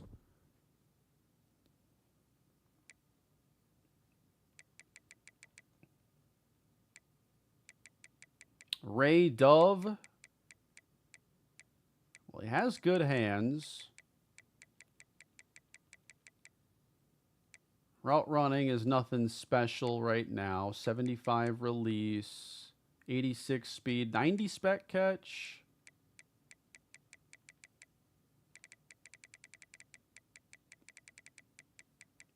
Sources say Ogbonna chose UNC for the drip. I think he chose them for a lot of zeros. I can't believe he left, man. I mean, at least it's better than him going to, like, Memphis, though. Just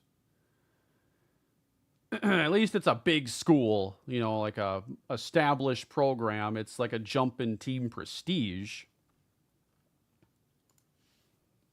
The Wiz, a new member on the channel. Thank you for that. The channel member live stream is going to be tomorrow.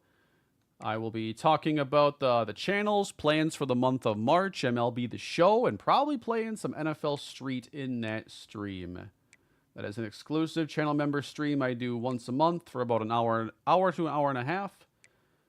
Kind of, you know, chance to talk with people again more. I really focus on new things with the channel and different plans that I have.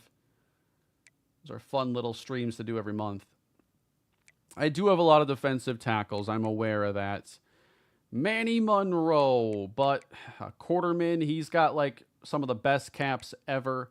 So with Monroe already behind all these guys, I like Manny.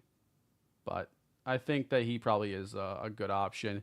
Wow, the Wiz just gifted 10 memberships to the channel. Thank you so much for that, Wiz. And I'm hoping to see a lot of you new members at tomorrow's stream. I will be posting a link when that goes live. If you also check the community feed on the channel, I think it's called Posts now. You can also see a link there. But tomorrow, 6 o'clock p.m. Central Time, 25 hours from now, I go live for that stream. But yeah, thank you, Wiz, for that. One more. Let's see. Dalton, I forget his caps if they were good. 73 speed's a little bit low there at end. Samuel at tight end. He can block. That's his calling card.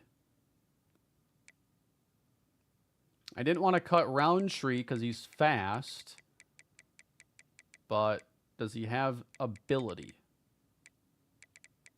63 tackling, 66 zone coverage. I might have to cut Orlando Roundtree. Potentially.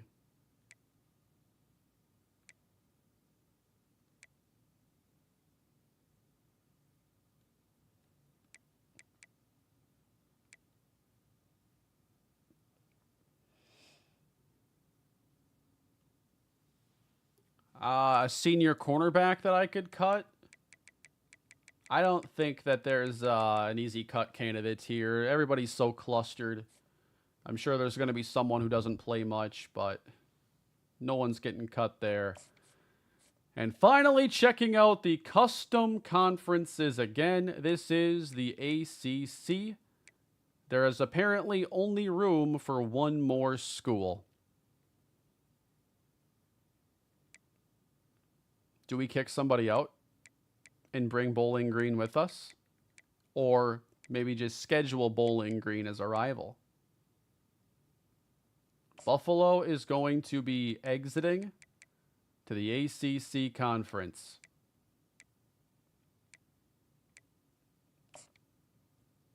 And there you go. It's up to 20 schools, or is that just okay? I'm sorry. I thought that I could I thought it would show add school for all the available spots. My bad. In that case, are we going to be bringing Bowling Green with us? Our rivals? I think they're our greatest MAC rival. Please take Cal and Stanford out. Make UConn independent again.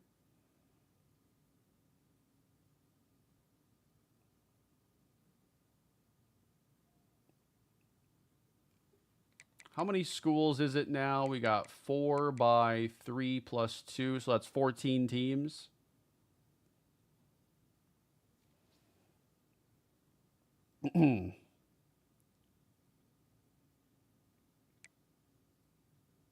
I'm sorry, that's 4 by 4 plus 2. That's 18 teams.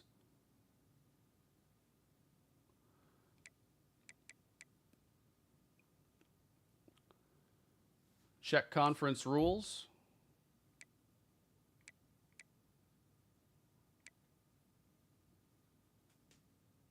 Oh, you can change that.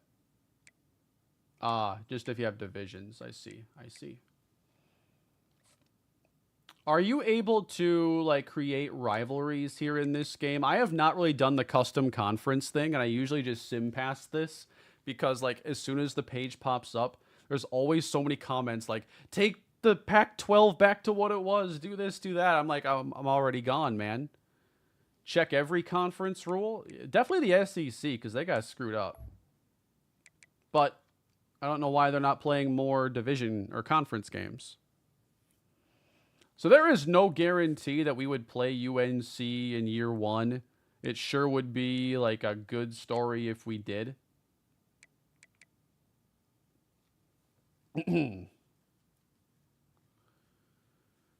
I think what we'll do is we will leave the ACC like this and not add another team, but just schedule Bowling Green as like our old rivals from the MAC.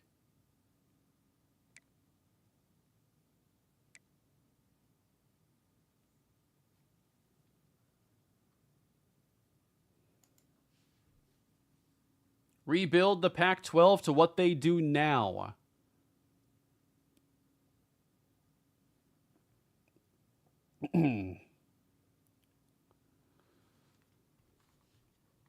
Is the ACC changing at all for 2026 or 2025?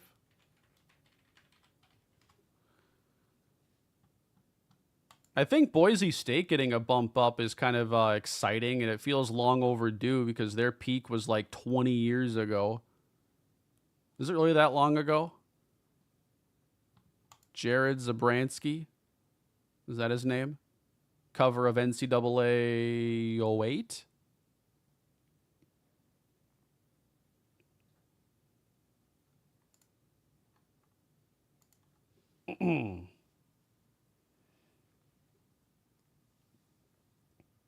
Is the Pac-12 a bump up? From the Mountain West, it is.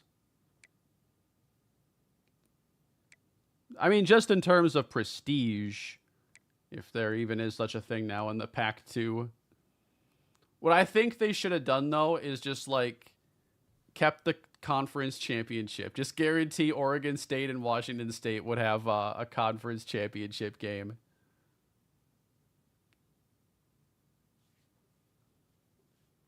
They're getting Colorado State, San Diego State, Boise, and Utah State, huh? We can maybe... Okay, here's another question I have.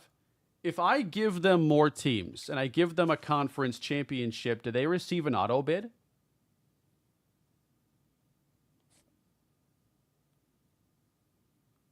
Because right now the auto bids are Big 10, Big 12, ACC. No, they do not.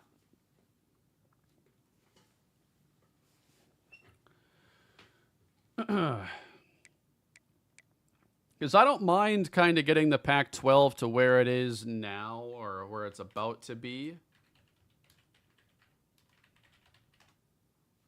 So Pac-12 is adding Boise State, Colorado State, Fresno State, Utah State, San Diego State. So let me work on this quick. I do want to give them a conference championship again. I think that would be a nice touch. So I'm just kind of going conference by conference because I don't know them all by heart. Conference USA, man, has changed so much. Where is UTSA these days? Are they in the Sun Belt or something?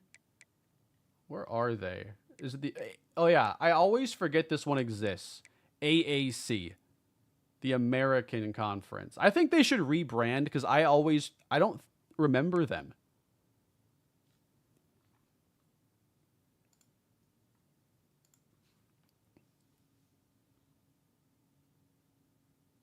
Sunbelt has 2 ranked teams right now. Shout out to them.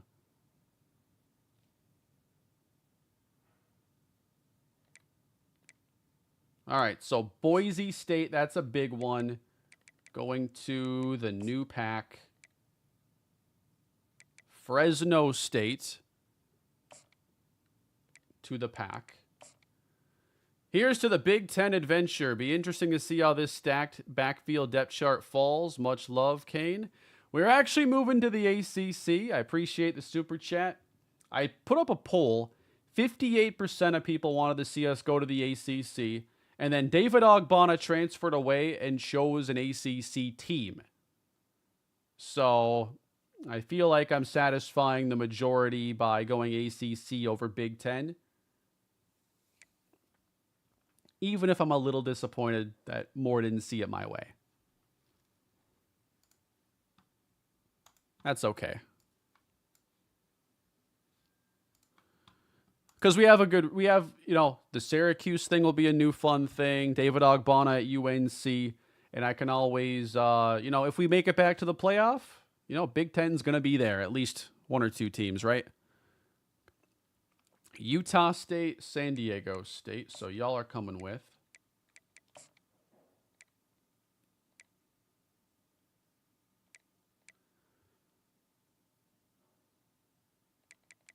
The AAC. Where are you, San Diego?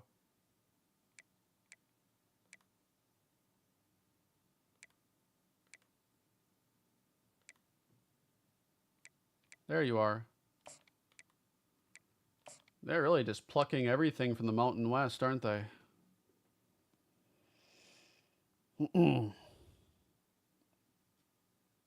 So, there's who I've added already. I think I'm missing Colorado State.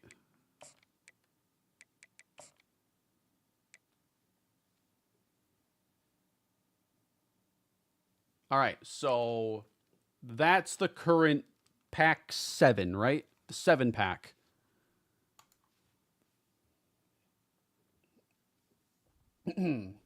They should have thought about that back in the day when they named their conferences after numbers. How come we have the Pac-12 like as in 1, 2, but the Big Ten is the word 10? I suppose that age is better than the big 1, 0. It's kind of like the $5 footlong. Once inflation, which was a long time ago for the $5 footlong to no longer be a profitable thing. It's like, well, they were $5. I don't want them. And now they're not. I don't want them anymore. So I think Subway, they went all in on a temporary game plan there.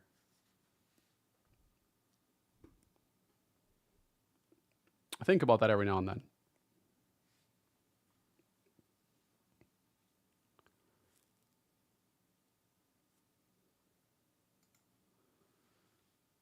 But now I've grown up and I get Jersey Mikes because I'm an adult. All right, anything else? NIU and UTEP are joining the Mountain West Conference. Northern Illinois. Really?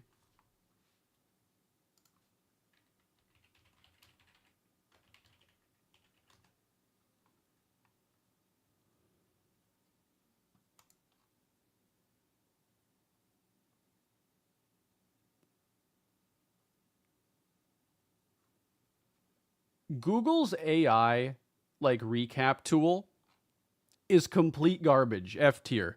No new teams are joining the Mountain West Conference in 2025. Is what it's telling me.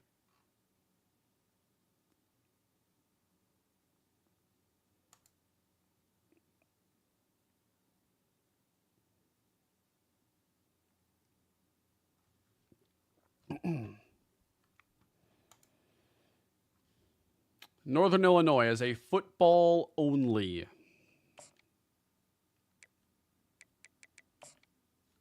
I don't like that it's the top of all these search results too. Like, I have probably asked like 5 questions in the last week that I know what it's telling me is wrong.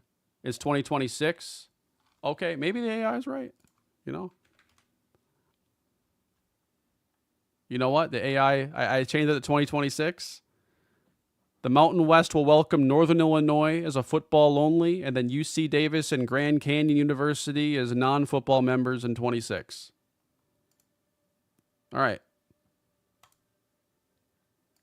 Maybe the AI is going to replace me now that I don't know what I'm talking about. All right, UTEP. University of Texas, El Paso.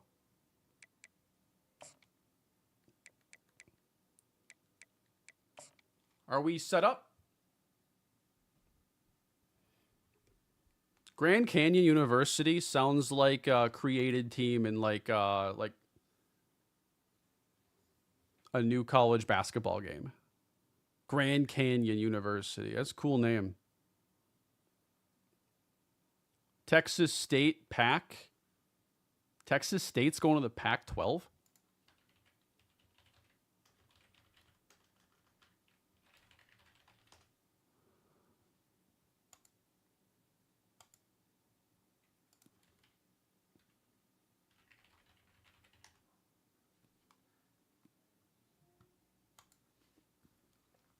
And I guess I have to even out some of these now. That's an even number. That's an even number. That's even. Even. Odd.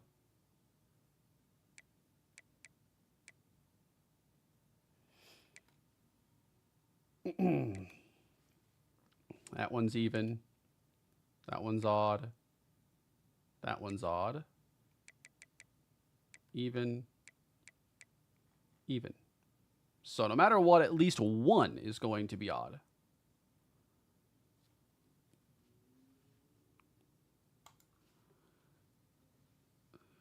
So do we throw one more team in the Pac-12 from here? From the Mountain West, and at least even those two up?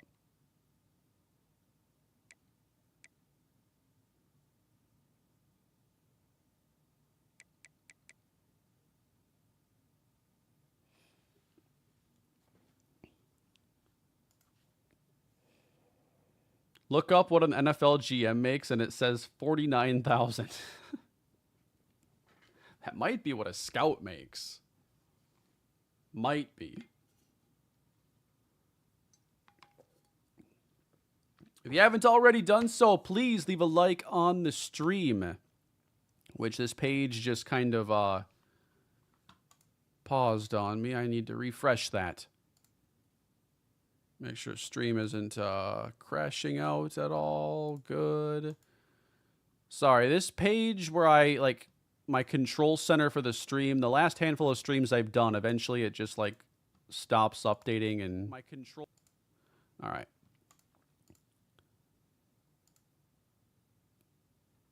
When I don't see the chat update for like 2 minutes, I realize something's probably wrong.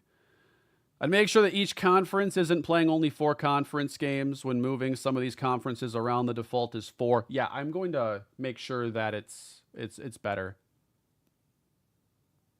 Hawaii is literally in the Pacific Ocean. It is. It's probably the best road game anyone ever had.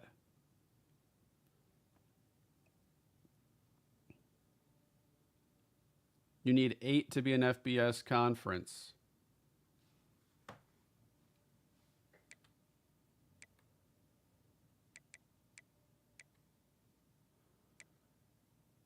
All right, so we're going to give Wyoming. Yeah, we're going to give Wyoming to the Pac-12 now. So that evens it up. I will double check all these rules. Sunbelt is good. I don't think I have to look at the SEC. Although, why did they play 5 games last year? The Pac-12.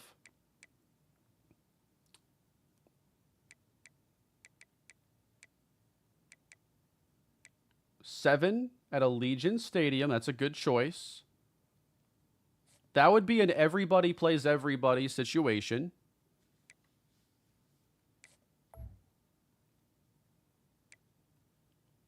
So will the Mountain West. The MAC is going to have 8. I'm going to make it 9 because then everybody plays everybody. Actually, no, that's not true. That's a dozen teams. I'm going back to 8. Conference USA, I mean, is odd. But that's okay.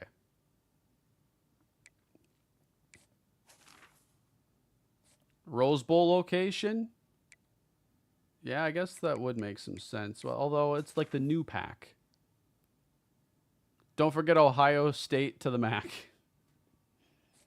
I like it. And the ACC only plays 8. They can't do better than the Panthers Stadium, though. That's like the most generic stadium in pro sports. It's also like 30 years old. How old is Bank of America Stadium?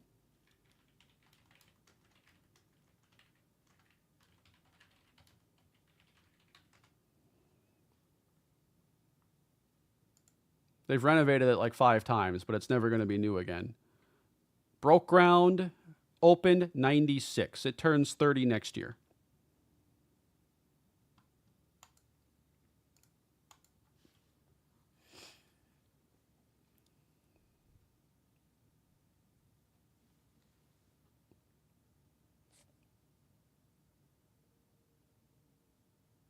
Why my Panthers catching strays? Not my fault. The Panthers also graded out pretty poorly with the new NFL. You guys see the NFLPA report cards drop today? It's like the biggest win for the Vikings all year. They came in 2nd place.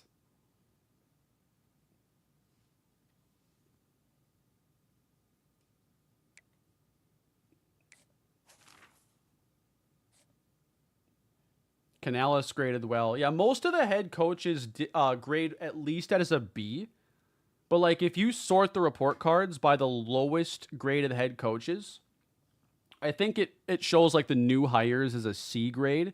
But for existing coaches, not that a B grade is bad, but one of the lowest head coaching grades I noticed were for John Harbaugh and Sean McDermott. 2 teams that I think are kind of known to be kind of playoff losers, putting it lightly, in recent years. But while a B grade isn't bad, they are among the lowest graded head coaches from the NFLPA survey.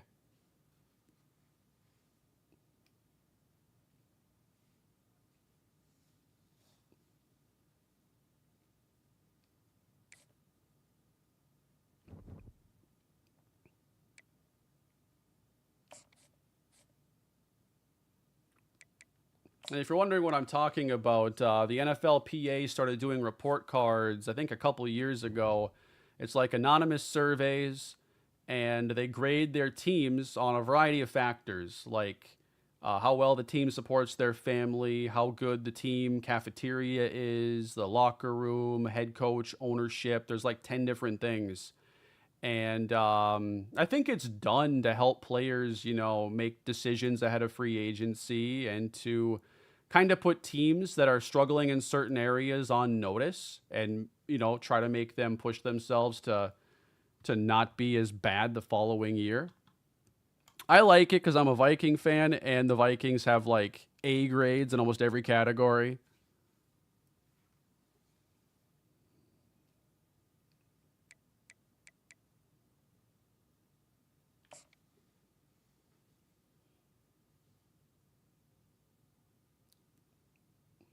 But also, I'm sure it's good info for the players, especially going into free agency. Whoa! They put us at number 1? No pressure.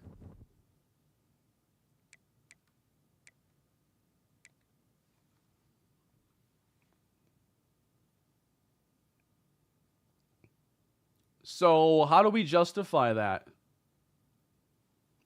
I think that a defense that returns most starters, an offensive line and defensive line that still look like major strengths, the addition of the number 1 ranked prospect, who's actually boosted to an 81. But yeah, I would disagree with us being number 1. But our roster's a 90 overall. Michigan is also a 90, and they come in 6th. They lost their running back, though. They lost Knopf. They lost 3 centers to the NFL draft.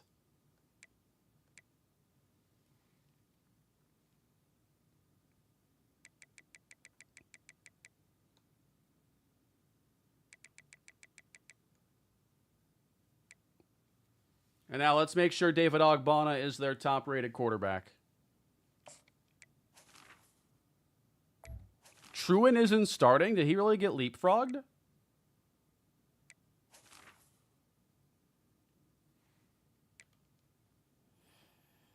So I'm obviously going to boost awareness is an easy way to get a little bit there. And then I'm also going to boost... I don't know what his caps actually were. I suppose I could easily pull him up because I look at his ratings like every episode, I feel. I could also just go look at his caps here. What am I thinking?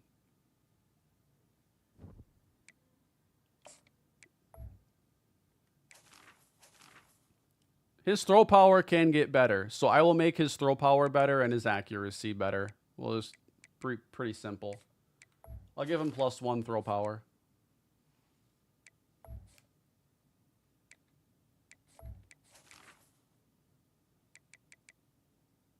So 85 awareness, I just brought him to that. 92 throw power, I'll go +2, +2, +2, +1, +1. Where does that put his overall? I want him to be clearly above Ripkowski. Ogbonna feels like Arrington right now. Eli Arrington Part 2.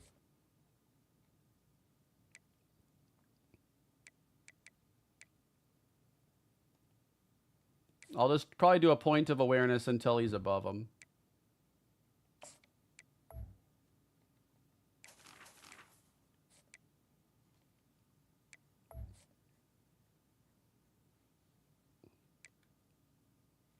I'm helping him because it's a much better story if he transfers and gets to play for UNC than becomes their backup after leading the number 4 team or a top 4 team in the nation previously.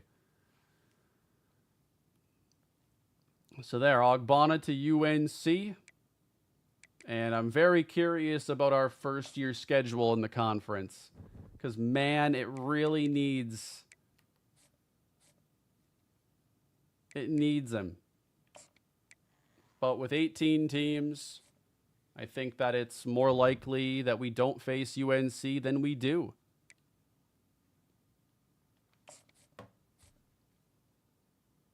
We played Duke. Wow, Florida State in week 1.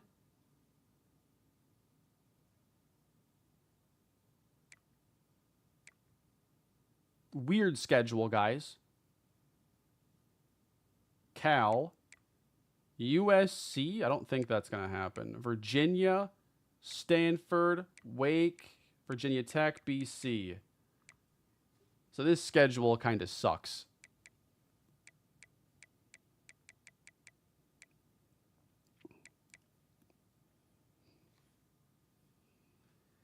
UNC is not on the schedule this year. I could have created divisions, yeah. But I think divisions have largely been done away with.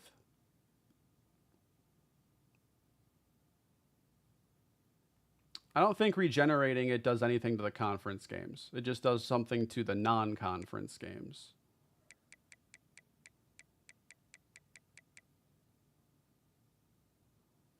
I have played one FCS team in the entire series. It was the first episode or first game.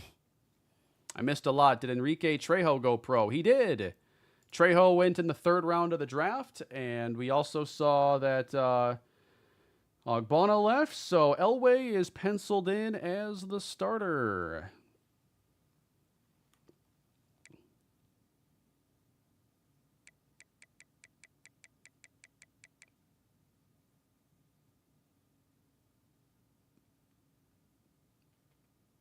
I can't schedule UNC as another game. I can only schedule teams outside my conference.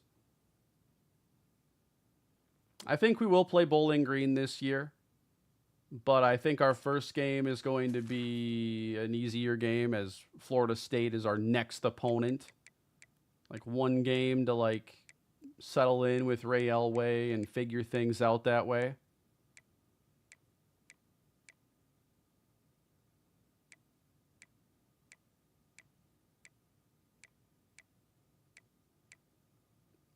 So there's still a good chance we meet Ogbonna eventually, but it's not going to happen here this season, unfortunately. Unless it's a postseason meeting, which I don't think is all that likely. Open against Temple. We've done that before. I do need a 4th rival win.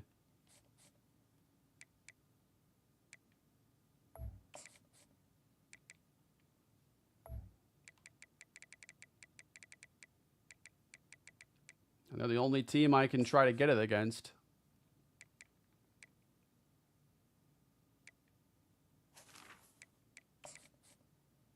I also kind of like that we play a Big Ten team every year. I don't know if that's meant to keep continuing.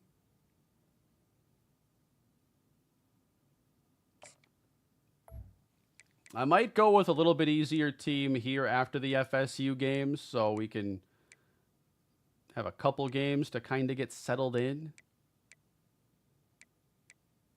Trying to think if there's anybody that stands out that we have run into before or has a player I want to see.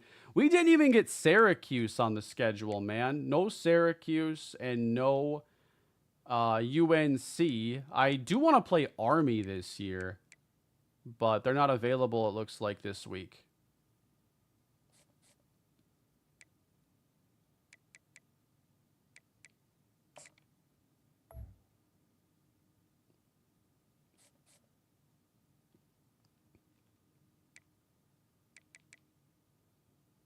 It's below Arizona. Oh, there they are. You know, I was looking at the A's here, and I'm like, oh, the A's end. I'm just looking at the logos. My bad. Temple, FSU, Army. I like that for a start. Iowa, I'm cool with. They went 4-8 last year.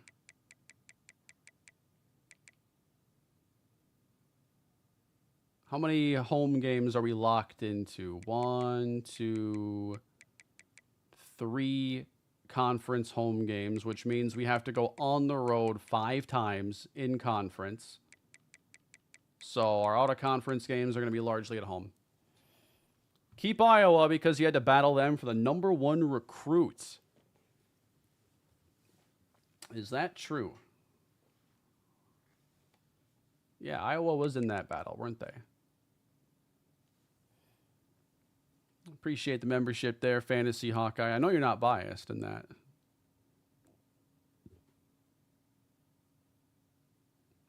Let's see. Our last game against Temple, was that home or road?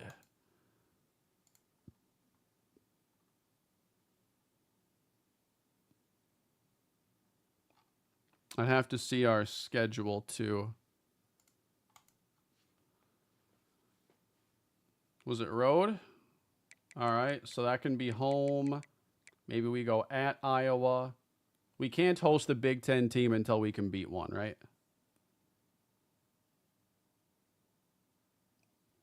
And yeah, there's no reason to play New Mexico. This is going to be such a weird schedule. It goes out of conference, in conference, out of conference, in conference. And I can't control that unless I just don't play Temple week 0 and just kick it right off against FSU. Like, welcome to the ACC. I don't want to do that. So we're going to go all over the place. And yeah, Bowling Green's got to get in here.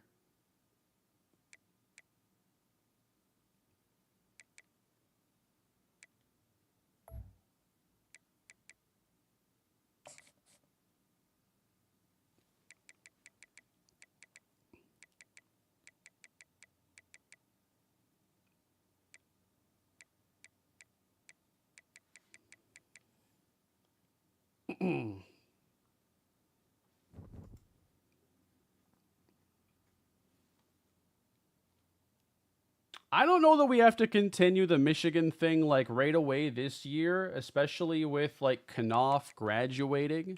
It feels like that's a different team now with him gone.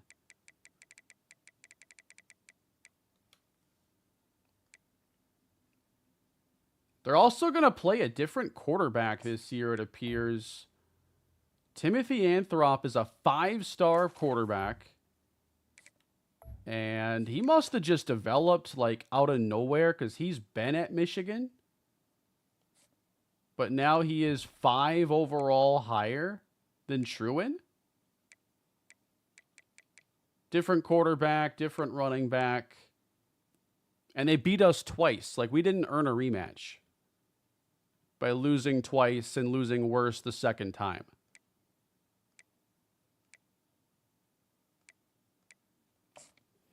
Yeah, we have not checked out Caps. Guys, the #1 prospect in the nation joined us. We haven't even seen his Caps yet. All right. And Karifi Jeffrey. But let's kick it off here. DeMarco Lacombo, the #1 rated player in the entire country. 81 overall, 5-star player from Rochester, Illinois. And Lacombo, the Caps could be better. He still has more potential, but his power is only going to get a little bit better from here. His catching isn't going to get a ton better. His elusiveness, only a little bit more. What we're getting with Lacombo is a player who is really good on day one. But will he become like a 95 overall running back? I don't know if I see that upside. Good acceleration, 89 speed. Spin over juke with Lacombo. Whereas with Meyer, it's juke over spin. I want to say his spins are a lot slower from what I've tried to make happen. And of course, really good broken tackle. So, I think you're going to see Lacombo week 1 as part of backfield. I don't know his number yet, so 24 might be temporary. But as far as like pure speed and burst, like that's still where D'Angelo Meyer is best. For trucking, it's Lacombo followed by Meyer. Maybe Meyer develops a little more power this year because he has not really been a broken tackle guy, and his ratings look pretty good there. Lacombo's our best spin move player, while Jimmy Sampson is our best juke player. Best hands, Bloom, Babineau, Ojinaka, Sampson. Carlos Harms, 86 medium route running, 44 release. We talked about him possibly getting a look at receiver because of our situation there. But we are going to be moving Kevin Babineau back to his original position at quarterback. I moved him thinking there was nothing for him to do at quarterback. And now, he's going to be QB2. But it's kind of QB3. Because like I said, if Elway goes down, we probably just play Jeffrey. But here are the quarterbacks. And strongest arm is Elway. He and Jeffrey have the same short accuracy. For medium accuracy, best is Babineau. For deep accuracy, best is Elway. Best on the run, best under pressure. Best play action. Can I call some play action this year? I think with our offensive line, it became more of an option last year. And you can see the linebackers bite on a lot of these fakes. So there might be some potential there. And that would be a really good tool to open up a receiving core that, on paper, is one of our worst, I think, in a while. We have one guy who is a star in Oscar McNabb.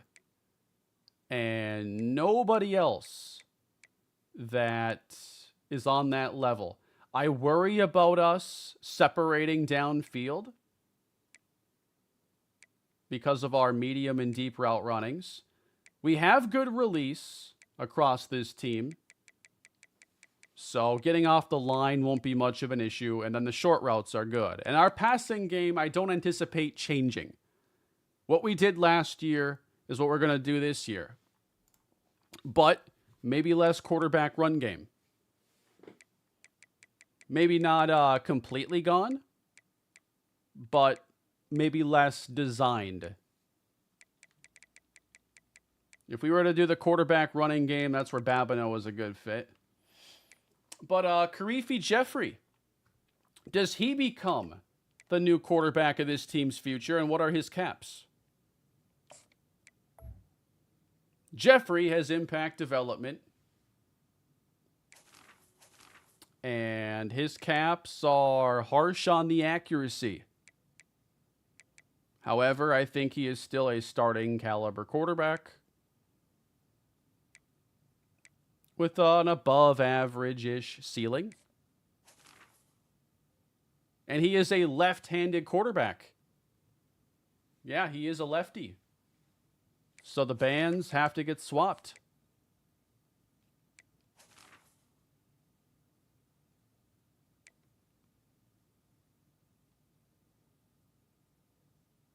You cannot be throwing that with that quarterback band on that arm there. So we're going to swap that. Maybe use K-Bab the way you use Pacheco early on. You know, I think it depends on how limited our offense feels. If I need that extra extra dimension, then definitely. And I could see that being a possibility with our receiver situation. Double coach bands. He has so many plays he can call. It's his superpower.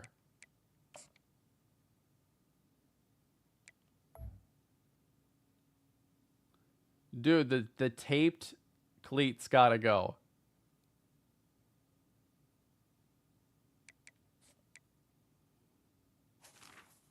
Are you playing guard?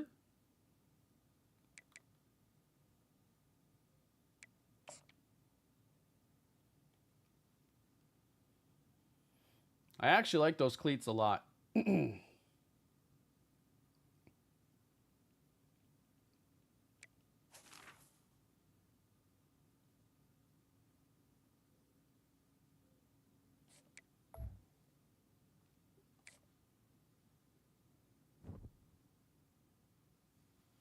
All right, let's look at some of our other prospects. I mean, this was a fun class. We need players that can develop, and receiver maybe more than any other, right? Neil Gold, impact development. We're looking at route running upside. Thank you. I have not been able to get much luck here.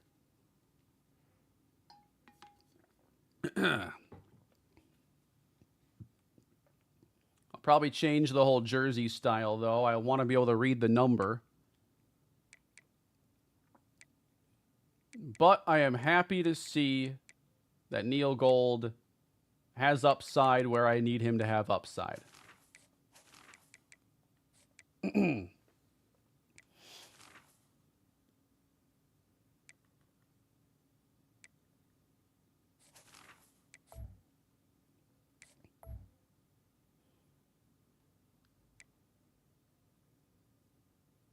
Yeah, I just don't like the jersey that way at all.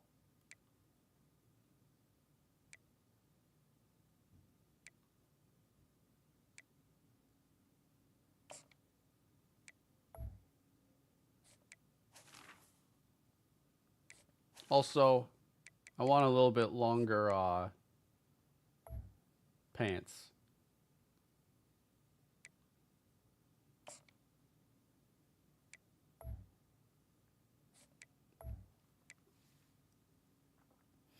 So I think Gold has a really nice ceiling. We also brought in Joey Tucker. He was a gem. Impact development, Joey Tucker. And the ceiling on him, not quite what I had expected for a 3-star gem. I think he's a cut candidate with that. All right, tight end. Looking at Nelly Jarrell. One of my favorite prospects to come in. Elite development. And the caps are promising. But can he avoid being the next Kevin Kajust? It remains to be seen.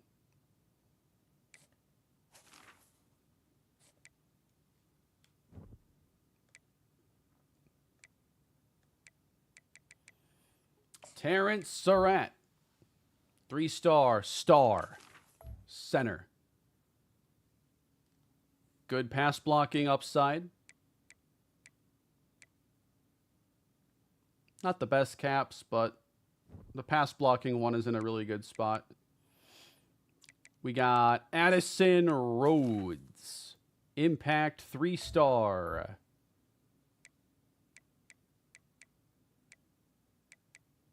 I don't like pass blocking having those restrictions or power as an inside player. And then Jeffrey Hart, 3-star impact. And maybe slightly better caps, low starting point. At tackle, we got Braden Grubb from Minneapolis, Minnesota, a 4-star player. Ooh, power's low, but strength is fine.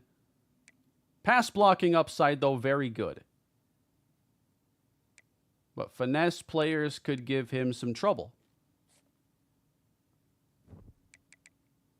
Melvin Connors.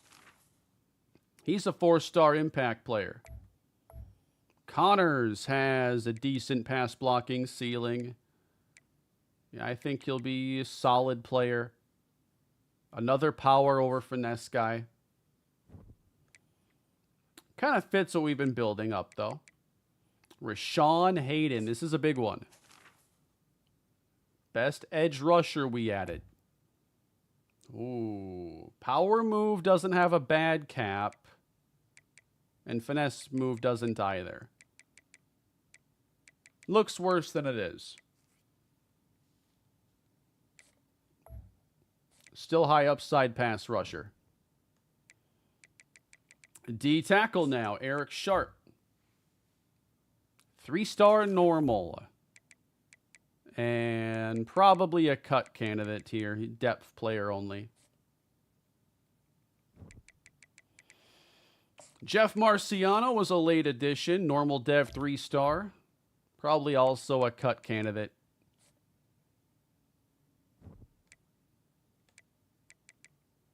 Kamani Ringo. Impact 3-star. Run stopping is maxed. Coverage isn't, but his coverage is absurdly low. Not impressed there. What about Cesar Franco? Normal 3-star.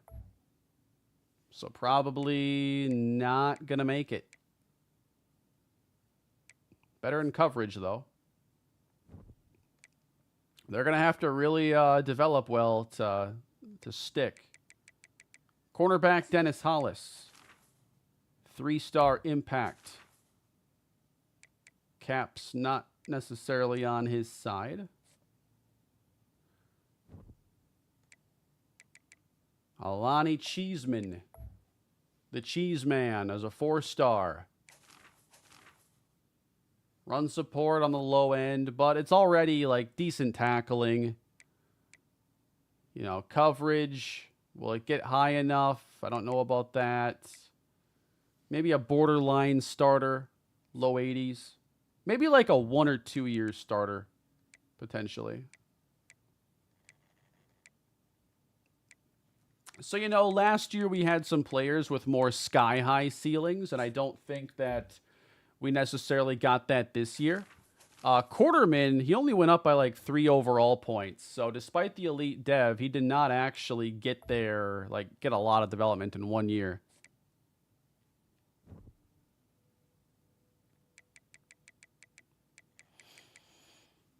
So I think Neil Gold is one of the best players that we brought in. Jarrell. I still think there's a really good ceiling here with Hayden. And, of course, DeMarco Lacumbo has a chance to be great. And we will get him early playing time this year and see just how ready he is to play against top competition. 95 break tackle, though. I wonder at the position how that grades. 95 is rare. And he has not played a snap. So that is unique.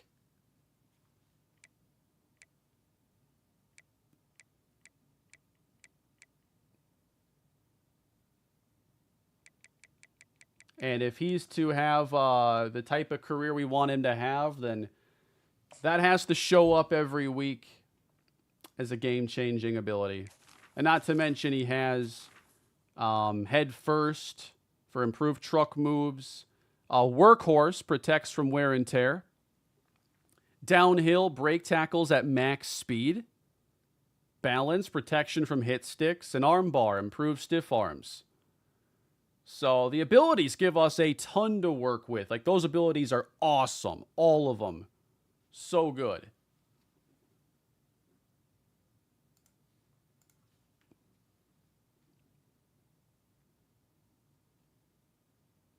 So yeah, there are going to be a lot of stiff arms here. Stiff arms and spins occasionally. But I think if we have a chance to meet a safety, we're either going to run through them or use an arm bar. So the spin might be a very situational. Like, to me, I use the spin not to make a guy miss, but when I see a guy is taking a certain angle and I'm trying to get like through an area, sometimes the spin helps me redirect a little bit better.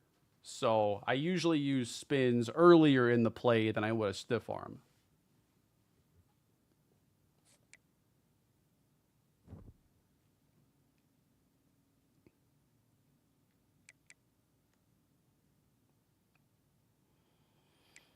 There is only one 99 overall rated player right now. It's D'Angelo Uzama from the USC Trojans.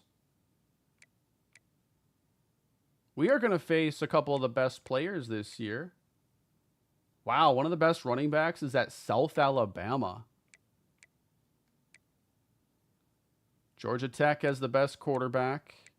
We don't play them either. Like, I don't like our initial ACC schedule very much.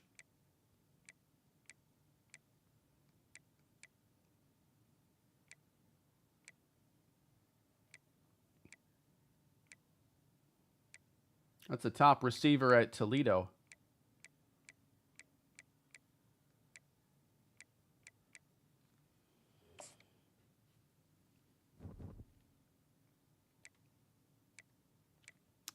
So yeah, I probably won't do a ton of practice today, but come on, I do have to get a little bit in to see what that stiff arm looks like, right?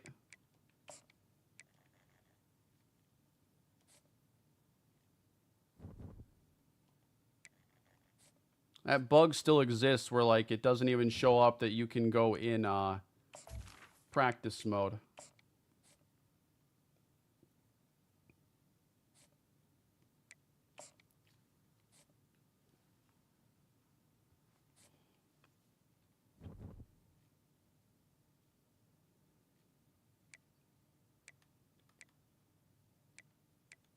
Oh, I'm in preseason still. It's too early. I forgot I haven't done any recruiting yet.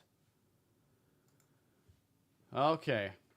I don't know if I will get to a lot of practice then today. Forgot I had to set this board up still. So here's our school in the new year. 3-star program, which means more hours at our disposal. That's big. A+ champion contender. We're now high grade in so many areas. Not too many that hurt us. But certain playing styles might be an issue. That makes quarterbacks and receivers a lot less likely to transfer or pick us.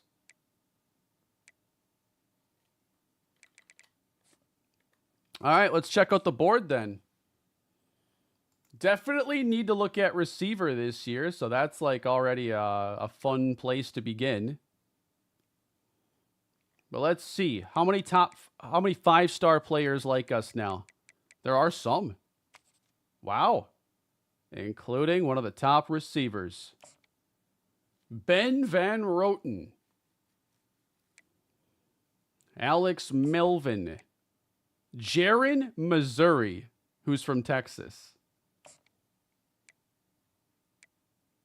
We got a couple running backs in there. Ross Sahara. Kevin Antwine.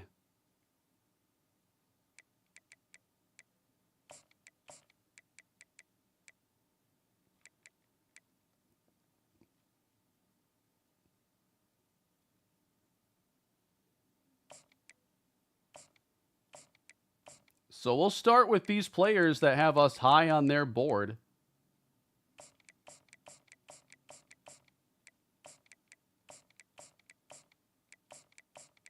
We're up to 24. How many are we losing this year? We are losing... Does that say 7?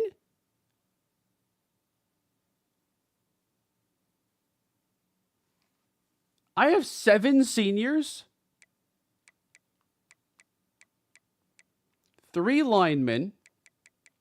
Quarterback. A linebacker, a corner, and a safety. How did I end up with 7 seniors this year? I thought 12 was ridiculously small. So I need to just stuff the board with 5 stars then. Because I might get 10 players this year. Now, what I should do is identify how many players I think are easy cuts. Like, their ceiling is nowhere near being a starter. And then just add that number to this so I can really figure out how much room this roster has. That's crazy. 23 juniors, 22 sophomores, 33 freshmen.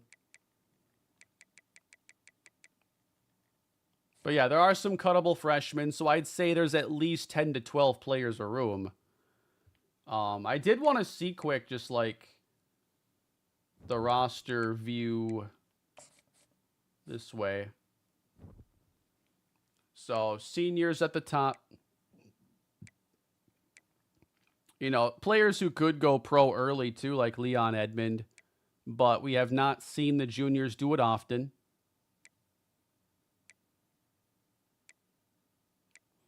And I think it's the overall you're seeing on their player card that matters a lot more. So like when you see Edmond here as a 90, he's really an 88. And when the game is determining, like, does he go pro? I think it's looking at that overall more.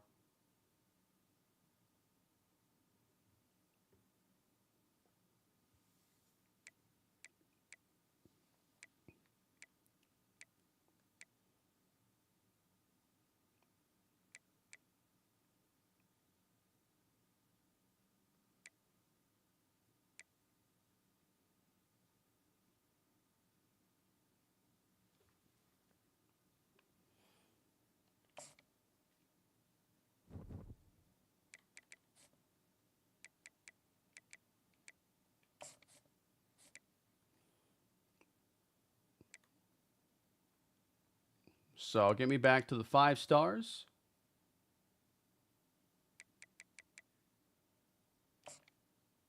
Looking at these 5 stars that are in some of our pipelines.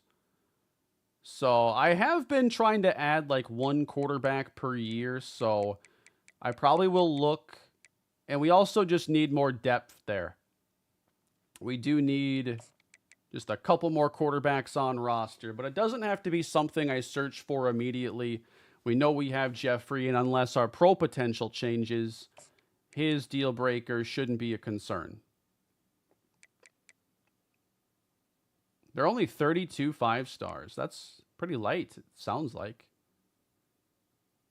Here we have right tackle Gideon Okpoko-Waruk. Right tackle.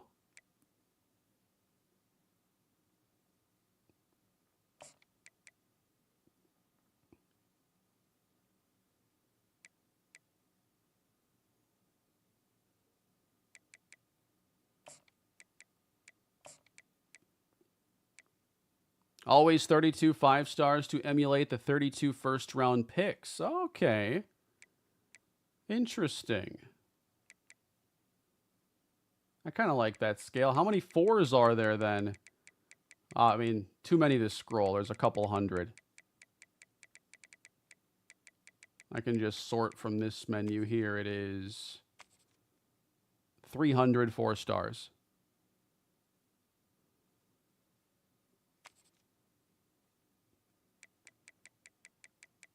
And if it's that wide, players 33 to 332, really got to find some gems.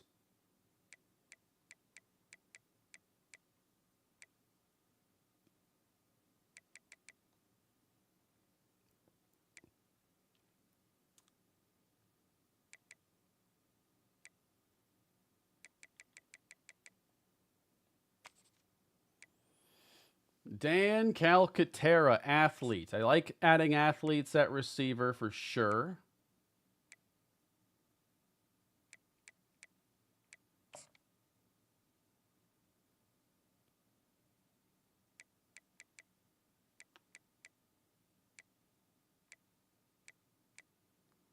Guard is going to be a priority as we're losing 2 starters there. But I have 35 targets now. A lot more than 300. The game only shows you 300 at a time. That means that the 4 stars are incredibly wide.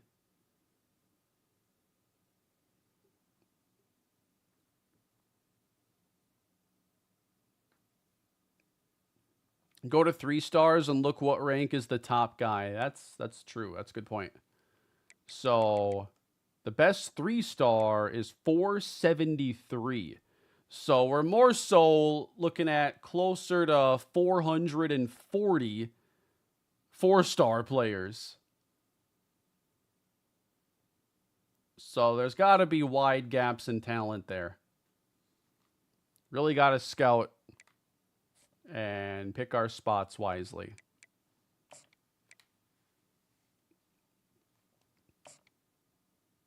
I'm already impressed.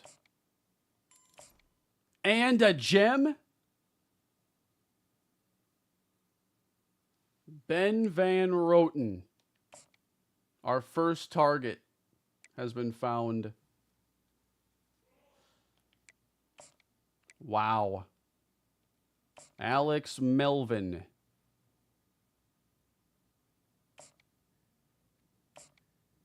That's a lot of range. 81 coverage on day one. We'll be offering him a scholarship. And I can do a little bit more in this stage because we're now a 3-star team.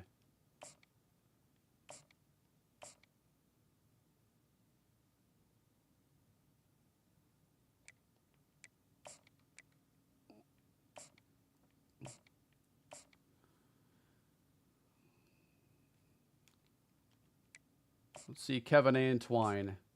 91 speed, deep threat. Not a gem. Maybe not a target then. Because I'd have to fight pretty hard to get him. And if his ceiling is limited, then the fight is not really all that worth it.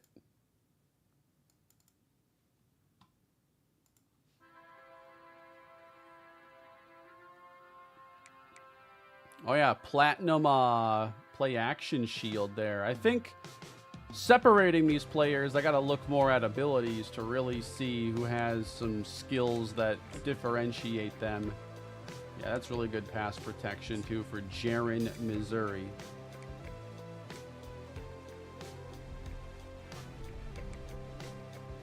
I'm not going to prioritize the running back scouting though. There are other positions that are a little more critical, unless we're like top 3 and we're not. Good speed. 69 awareness, though. Definitely like a middle of the pack 4-star player. Let me sort by national rank.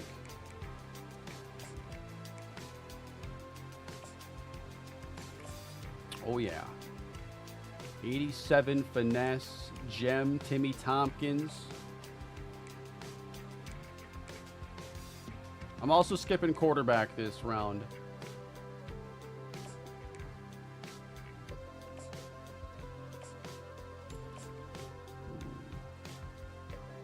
No can do.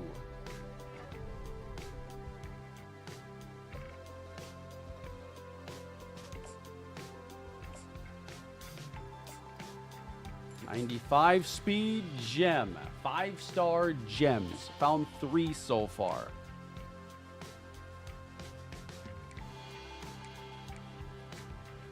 All right. We're off to a pretty good start. Again, really good pass protection.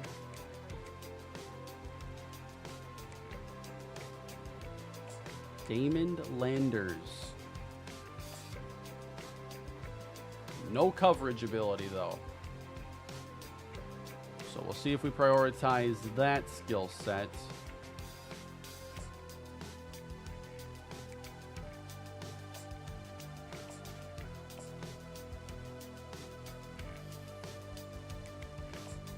Here's a center. A gem. First ranked center. Still might be a uphill climb for us.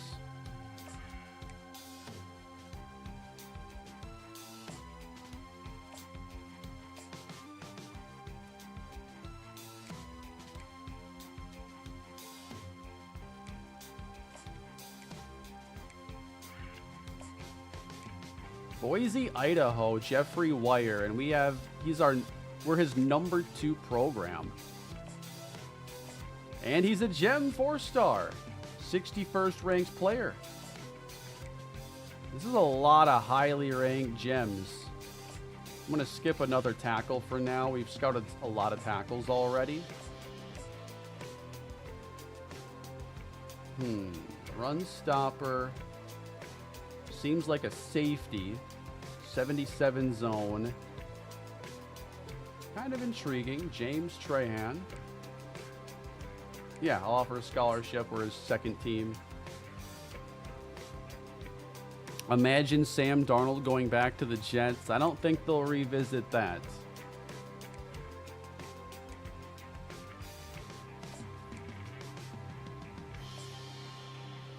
Reggie Conti. I like what I see there a lot. Second-ranked team.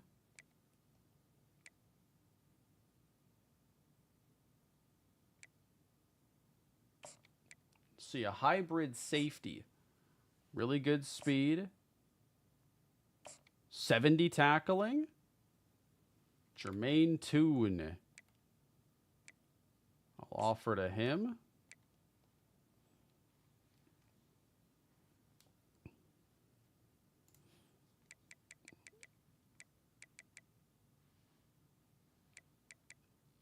Going to add a couple more 5 stars to the board that I haven't seen yet.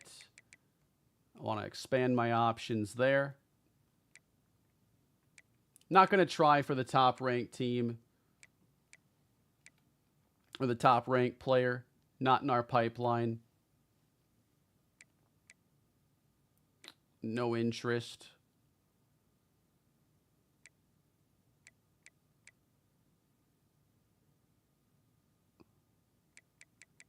But I think I already covered the 5 stars that had us in pipeline and in interest.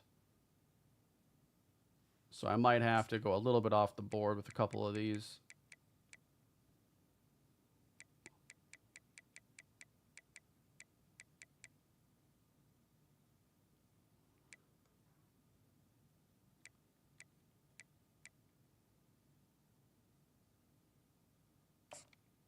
I'll go to one of the high 4s. What about a 6-star? A whole new tier for like 1 player a year. That'd be something.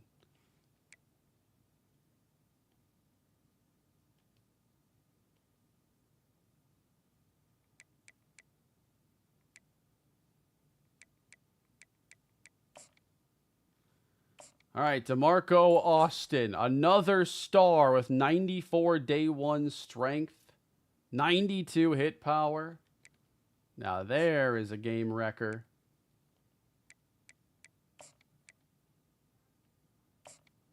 And then Paul Fleming, 96 cornerback speed gem. Finding a lot of gems in this stage. And then how many receivers are on the board? I might want to scout more of these guys. Just because I'm more uncertain about our future there. Really good speed, acceleration with takeoff ability. Deep threat. Kai Merchant. Physical, Carl Agnew. Another gem. 96 speed physical. Okay. That's a lot of gems to find here in this stage, it feels like. That's really good.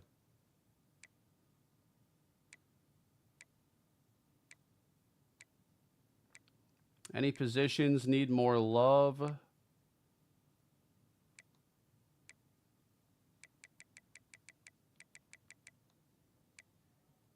Maybe a couple of the athletes would be interesting.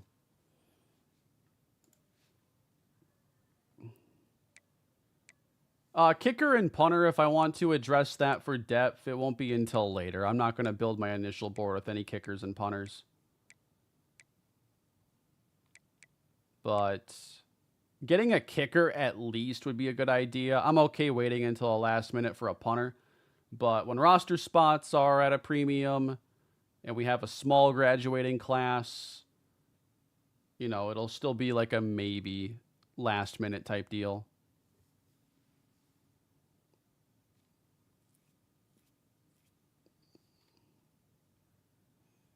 I'll scout one of the running backs here.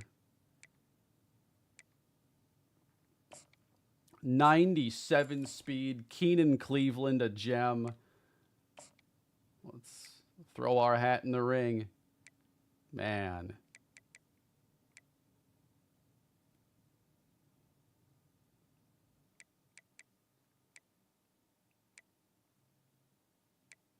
$45 points remaining. Going to scout another tackle because we are second on his board. Really good pass protector. I got 10 points left, so I can maybe do one more bit of scouting. What I think I'll do instead is just offer a scholarship to hopefully hold #1 interest there. And then I'm also going to throw one at Byron Goodley, a run-stopping D-tackle. And that's all 750 hours I have. We're skipping quarterback right now. I need to address it at some point, but I'm hoping that with all the other gems I found, that there are players worth getting heavily aggressive for. I don't want to have to focus a lot on quarterback right away. I'm hoping that I have plenty of options elsewhere, and I can just wait on that. So here's the non-conference schedule, looking at Temple, Army, Iowa, Bowling Green, and then the uneditables. A lot of bye weeks here. Not my favorite schedule. I think next year, I don't know if it's like on some sort of rotation, but if I had a save point right before simming the preseason and then check the schedule, if I don't like it, maybe go back to that save point and reload it. Maybe that's what I do to get a more likable schedule in the future.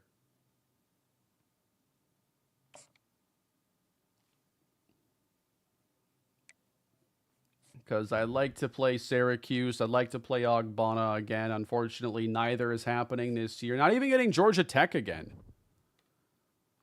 So, week 1. I just want to peek at recruiting to see interest changes. Oh, Ben Van Roten bumping us up to #1. Alex Melvin to 2. Missouri has us #1.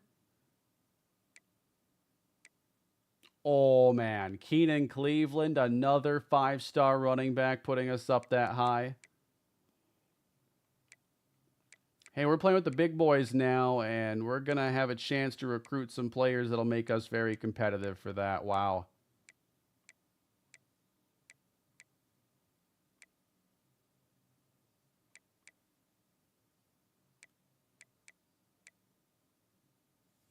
Let me sort by national rank. So here are the top players. And we're in, first place for a couple 5-star players. 3 5-stars total, I think, have us at #1. And then we're #2 for Alex Melvin.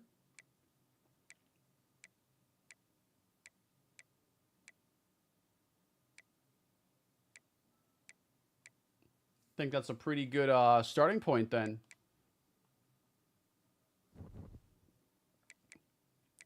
But let's at least get a little bit of a look at DeMarco Lacombo. I also want to see the Heisman watch and whatever pops up in there. I like to see what players they're targeting. 4 best running backs, and then a linebacker, because he's a #1 ranked player in the whole league. That won't hold. But there are the top options for the Heisman right now.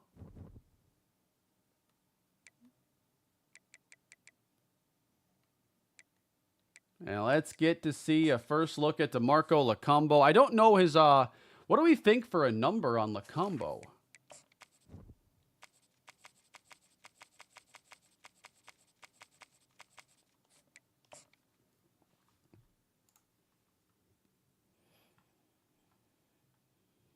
Am I going to do any NFL draft content? Not really planning on any at the moment. I don't follow it and cover it as closely as a lot of others that do a pretty good job of it.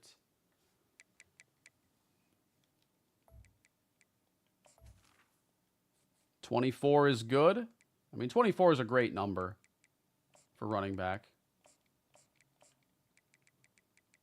And he's going to be the only running back I want to see here. It's not going to be a long session, but I am going to give us a look at the running back along with Ray Elway.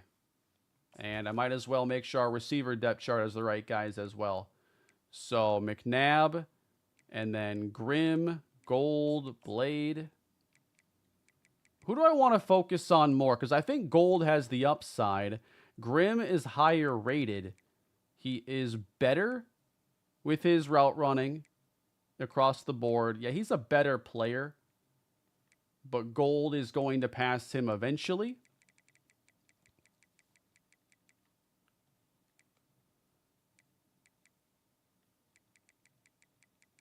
And then at the slot spot, I still think Sean Blade is the guy there with that short route running being so good.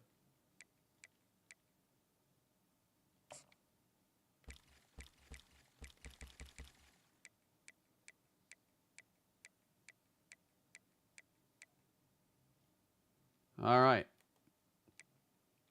And let's get a look, everybody. Here in Season 7 now. And usually, like a Season 7 for me, first of all, there haven't been many Season 7s across my channel. But to be here in February, it's been a different kind of year. And give me a little halfback base following Chauncey Baptiste. Welcome, everybody, to the DeMarco Lacombo era. Nice little run there across the 45. But it's Ray Elway's year now to become the starter. I did not want to make a change this year, but the decision was not mine to make. Our receiver situation is not as good as it was with Enrique Trejo going pro. But the running game, backfield looks as good as ever. No stiff arm there on Leon Edmond. He might be a little too good.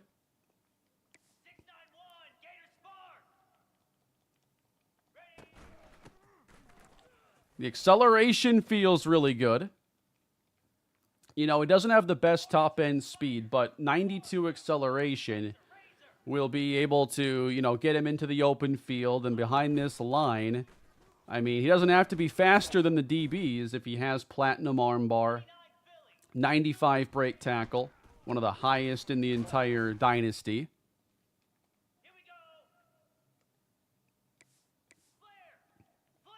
I also want to try him down around the red zone.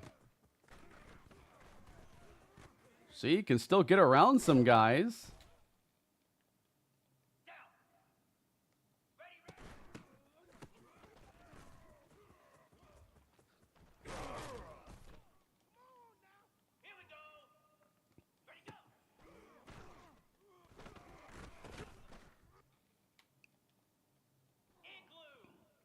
So I'm not expecting a lot to change in the way that we try to attack defenses through the air. But only having one true downfield threat feels very limiting.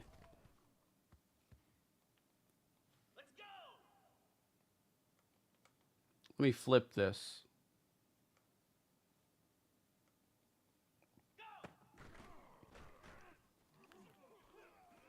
I want to show off his arm on one of these. All right, they're blitzing this time. So let me send McNabb downfield. Let's see one of these bang eights out there and overthrown. Elway had the better deep ball last year than David Ogbonna, but I still played Ogbonna. And the deep ball wasn't a big part of our offense at all. Dude, you missed again. I don't expect the deep ball to be used a ton here unless teams are, you know, playing press single high against McNabb, or he's just able to use that speed to find openings. But we still have to find a lot of targets for him. And what that's going to change, the biggest thing that changes, honestly, is that I don't think as often I can have McNabb go deep. Because in years past, I could always take that guy and say, okay, you're going to run deep and you're probably not going to get the ball. But you're going to clear open space. But why would I use McNabb to clear space for this receiving core? He needs the ball. And it's going to have to be on a lot of the quick game stuff. So we'll have to see how often those chances actually come. There's a little platinum armbar. The first one to eat one of those is Kalen Meekins.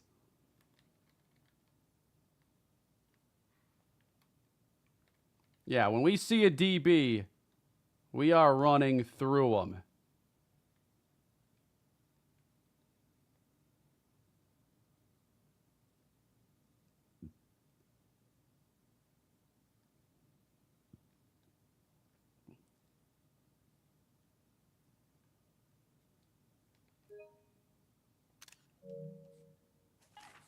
That's pretty cool.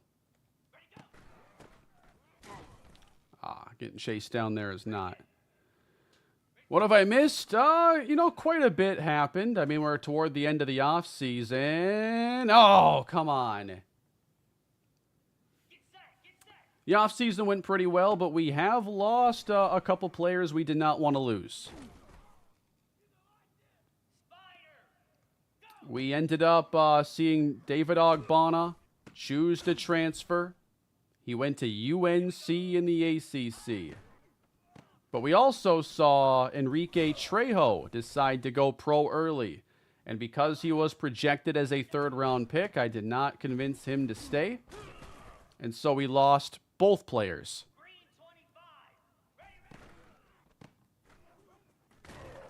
We now only have one receiver who really separates skill-wise. A new quarterback in a new quarterback in Ray Elway. And so another new quarterback for this year, guaranteeing another new quarterback for next year. It's not really what I had in mind. The lack of quarterback stability has been something I thought we'd have solved by now. Can we see Jeffrey? Yeah, we can definitely get Karifi Jeffrey out here. I feel like we know Elway a bit. See that play right there? That can be one of our bread and butter plays with McNabb. He's going to get a lot of yak this year. And if there's one player we could just put a protective bubble around and say, you can't get hurt, you are like irreplaceable, that guy is Oscar McNabb. I think officially one of the most valuable players now on the team. But let's get the true freshman, Karifi Jeffrey, out after one more play.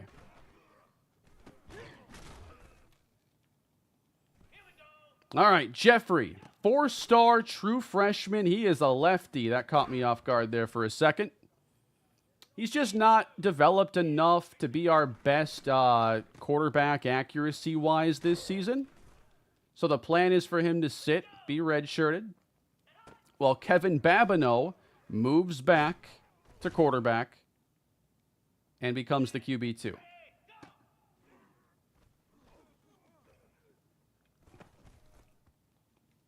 Any big transfer portal moves? Our tight end, Matt Dugans, is a really solid addition because he has 84 speed and 78 run blocking. So a very complete player, as Jeffrey can't hit Grimm. But he's going to be looking to start and be an immediate contributor at tight end. I got to do the spin. I haven't tried a spin yet with Lacombo. DeMarco Lacombo is an 81 overall with 95 break tackle, which is like top 5 in the entire dynasty without playing a single down or developing one bit.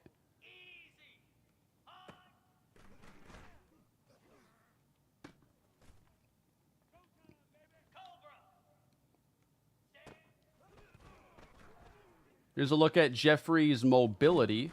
Does have good speed. Good, not great. But, I mean, a lot to work with. How am I going to handle the stable of running backs? So, both Meyer and Lacombo are going to play a lot. And it'll boil down to just who's more effective, who creates more yardage, who gives defenses more issues. But, you know, last year we saw, like, Harms and Bloom both get, like, 73 carries each. So, I see this year, you know, whether it's Lacombo or Meyer handling the most, both are going to get well over 100 carries each if they stay healthy. I think they are both like 10 touch-a-game players at the same time. I think between the two, we want 30 touches a game. Maybe 35. With Elway play action, think you could try some single back this year? So, Buffalo's initial playbook didn't have any single back, and I've just kind of stuck with that identity.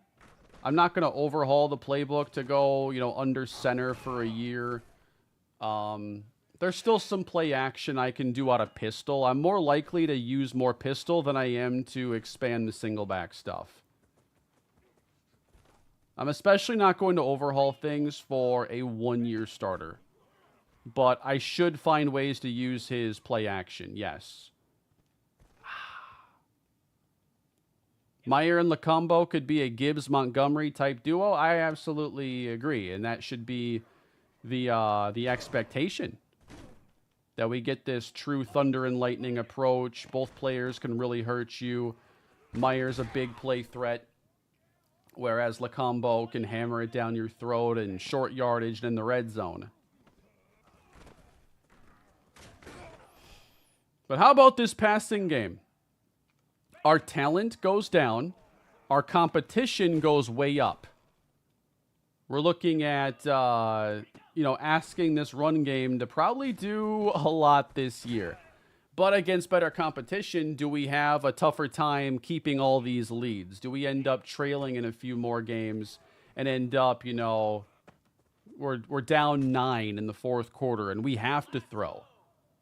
What does that look like for this team? There could be some growing pains moving on to the ACC with some of the holes on this roster. But I still think we have, like, across the board, really good talent. We're great in the trenches. We have great running backs. So I still see this being a really good year. But for us to make another run similar to last year, I'm kind of thinking we might be a year or two away. Because I don't know if we can make that same kind of run with the quarterback-receiver situation. And the quarterback is guaranteed to change next year. Ooh. Yeah, Grimm does have some wheels. He has that going for him.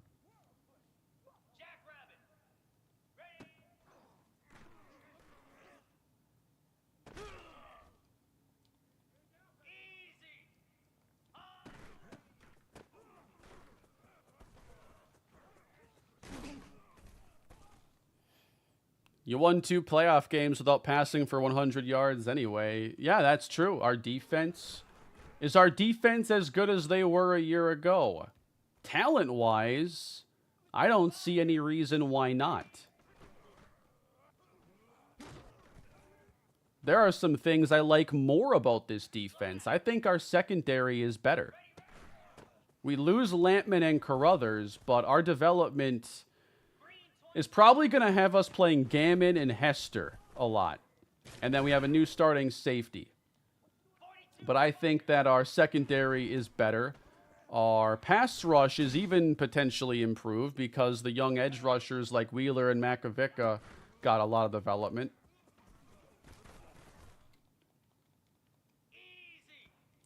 Let's get some pistol in here. So I talked earlier about play action. This is a formation with a few that we could use. Now, I have to go back to Elway to really see it used. So I'll get in here. One more throw with Jeffrey. Oh, boy. I overthrew him. His arm is so strong. But Elway's back out here now.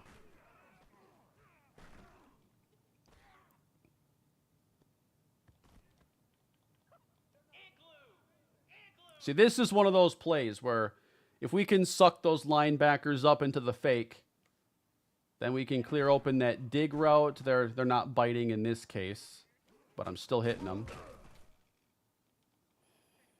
But there were some play actions. I try to point it out when it's really obvious of where these defenders are biting and getting out of position.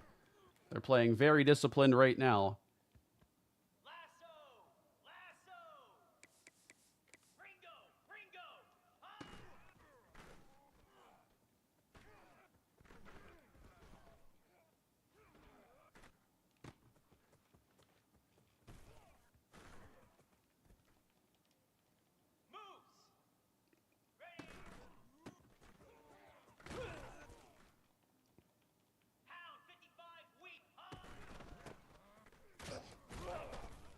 I'm excited to get this new year underway. I think that it's time.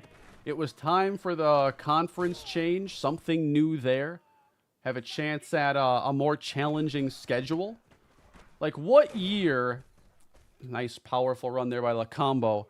What year in Kalispell did we move to the Pac-12? I'm trying to remember the timeline of that one. Any historians in the chat? Yeah, these trucks and broken tackles are going to be so much fun to play with. Bang! I think it was season 6 or 7 also.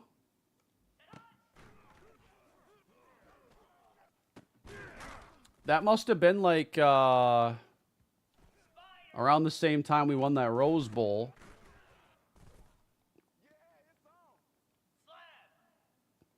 You know, Big Ten was my idea, but I saw so much feedback on the previous video favoring the ACC.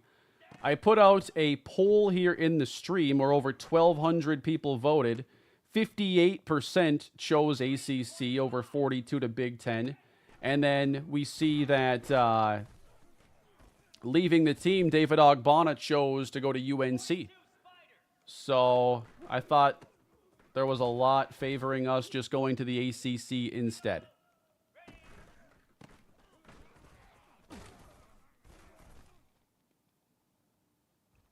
Year 8 was actually the first Pac-12 season.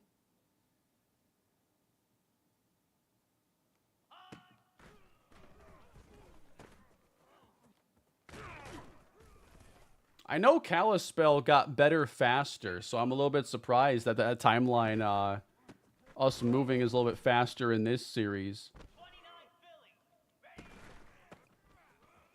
Because Kalispell basically had 2 years of development, and then we were pretty built up for year 3.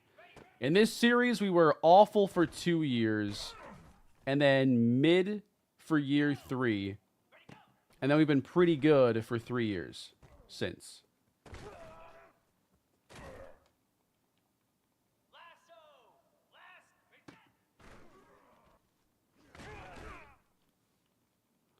But now, as we move on to the ACC, what kind of a future do we have in store? Roster looks good. They rank us at number 1. I think our defense is still very nasty.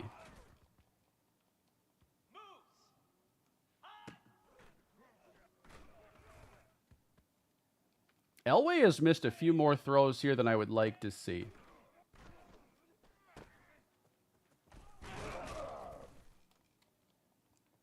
Yeah, we got to do the Lacombo spin on one of these, too. I want to see how fast it looks.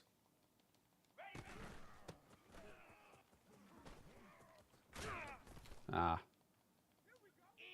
How dare you interrupt my animation.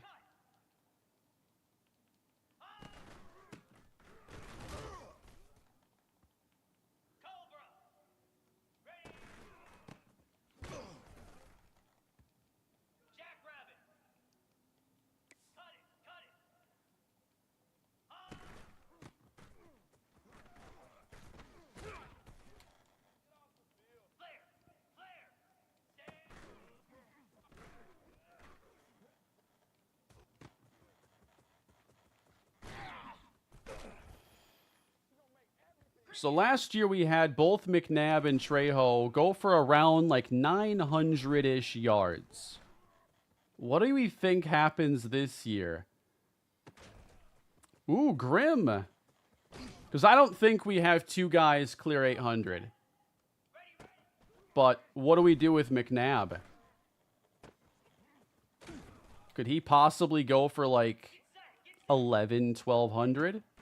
And then a couple guys get to like 500 and 400? I think you throw 15 interceptions.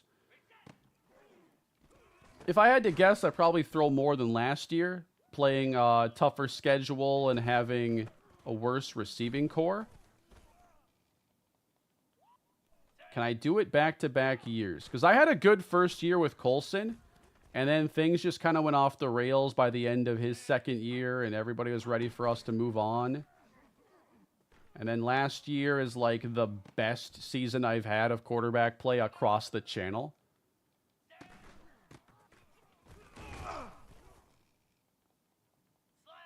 If McNabb ends up injured, the season's kind of over.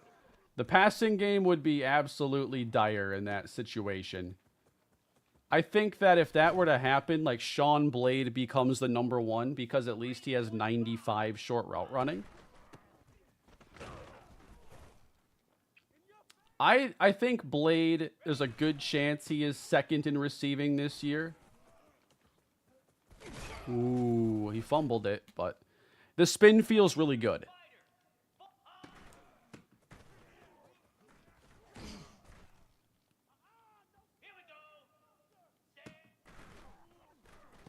Yep, a lot of screens. I think Grim will be a fun screen receiver.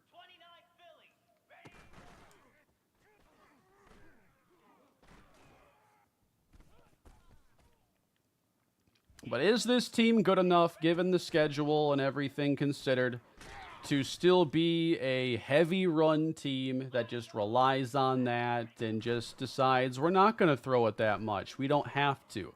Can other teams force us to throw it? Because this sure looks like we're going to throw it maybe 21 times a game type of team.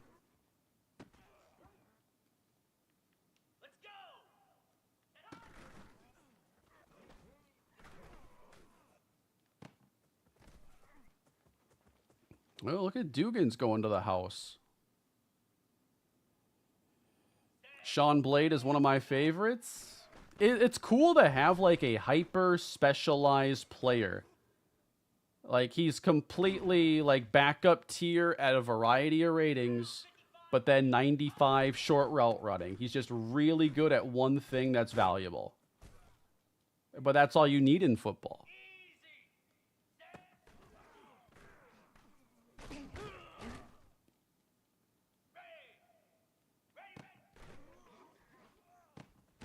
You know, like just being a good pass catcher at running back in the NFL, that's like a 6 to 10 year career.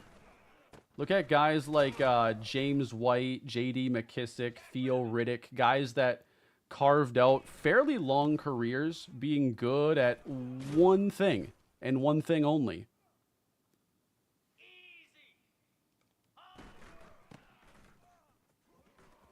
It just has to be the right thing.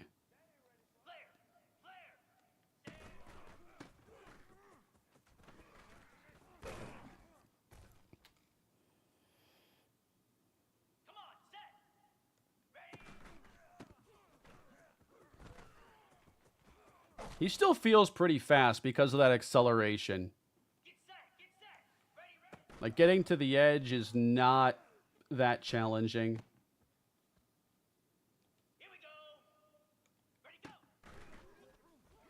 A Babineau package. We could try one out.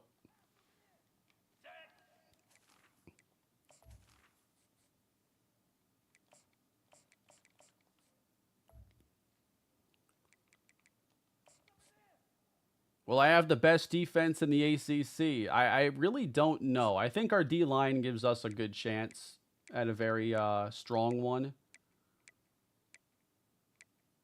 Yeah, this formation's pretty good for Babineau.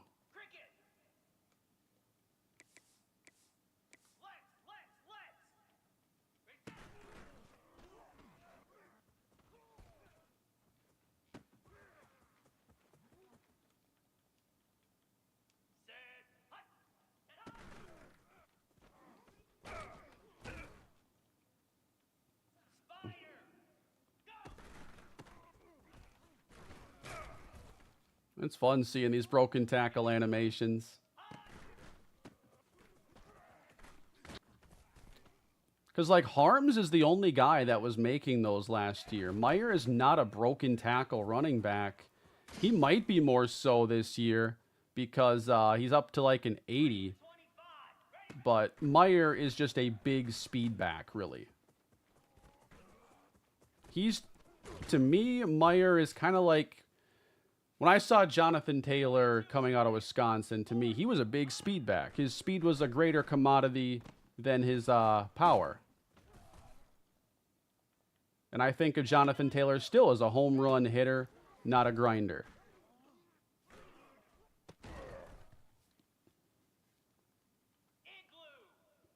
Any DBs that can catch? Most of them, honestly. Especially Kalen Meekins.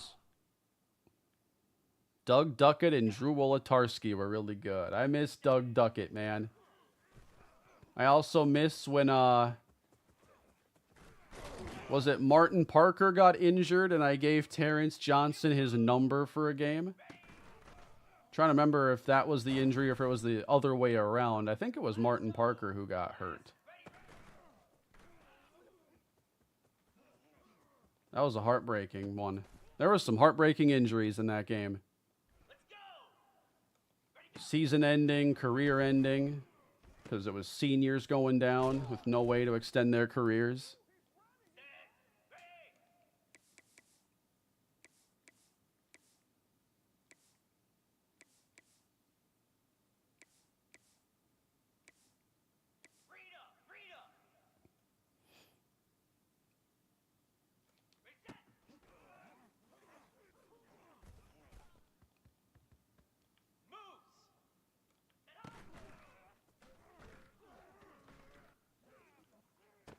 Nice.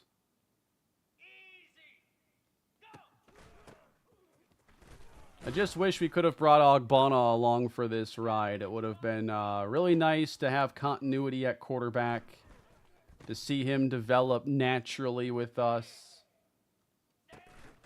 It does kind of sting to have to start over there. Get out of here. Yeah, I'm getting really comfortable with this platinum stiff arm.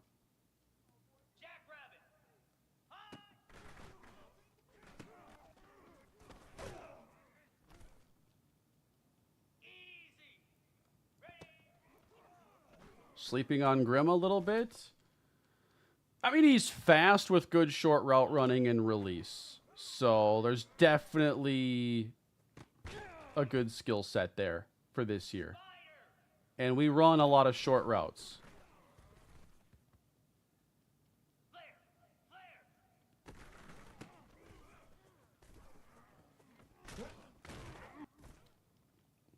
Yeah, when it's a DB, that stiff arm is hitting almost every time.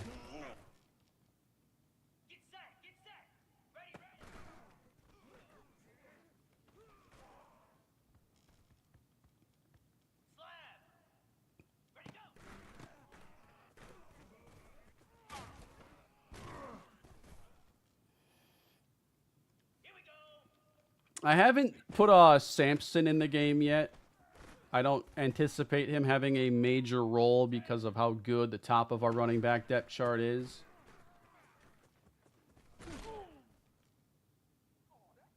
And we still have Joshua Bloom, too. Like, he was a transfer risk, but ultimately stayed.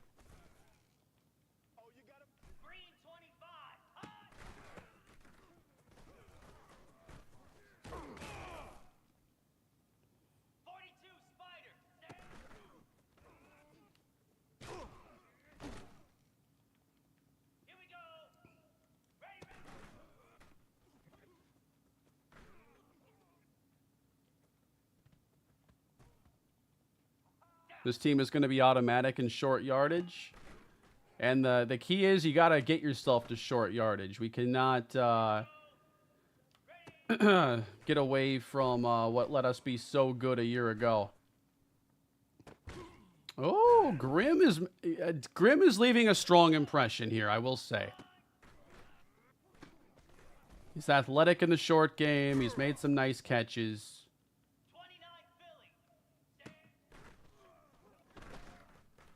The Grim Reaper.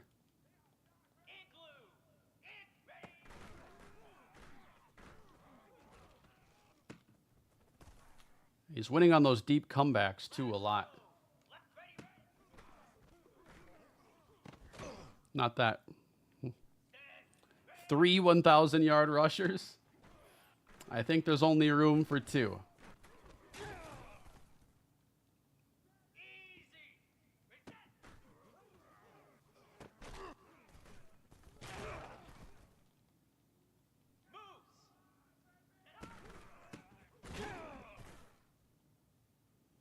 Arkansas reincarnated.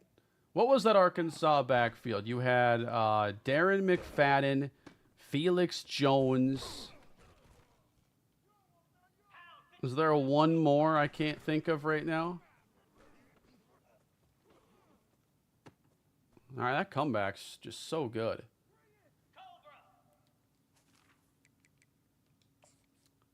Peyton Hillis was in that backfield for real? I wasn't like a big college football fan, but I remember certain things that stand out. I don't remember him being in that trio, though. I remembered Felix Jones, but not Peyton Hillis. The Madden 12 cover athlete. That was the last time they... No, not the last time they let us vote on that.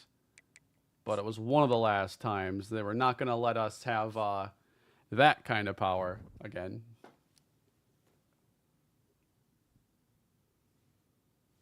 Madden 12 was one I was a big fan of. If you wouldn't mind leaving a like on the video, I would very much appreciate that. And we are going to wrap up the stream. Thank you all for spending this Wednesday afternoon with me, getting ready for year 7 in the Bulls Dynasty. It's been an unbelievable run to this point, but our next chapter is set to begin. Brought a bunch of really good players into the ACC, and we're going to see how we stack up. New competition, new season, coming your way very shortly. I don't anticipate I'll be doing another stream for, like, getting this ready. I do have some streaming I want to do, but I don't think it's going to be for the Buffalo stuff or anything like that. I have some other plans. But that's going to do it for this one, everybody. Subscribe to the channel if you haven't done so already for more Bulls Dynasty. New episodes coming out multiple times every single week. I've done 6 years since the game came out, and I have plans to do a handful more. I appreciate all of you. And I will see you all when we get year 7 really underway. Our first game is against Temple. The next video is going to be an off-season recap. I always do that. But then we face Temple, and we begin the grind all over again. Take care, everybody. See you next time.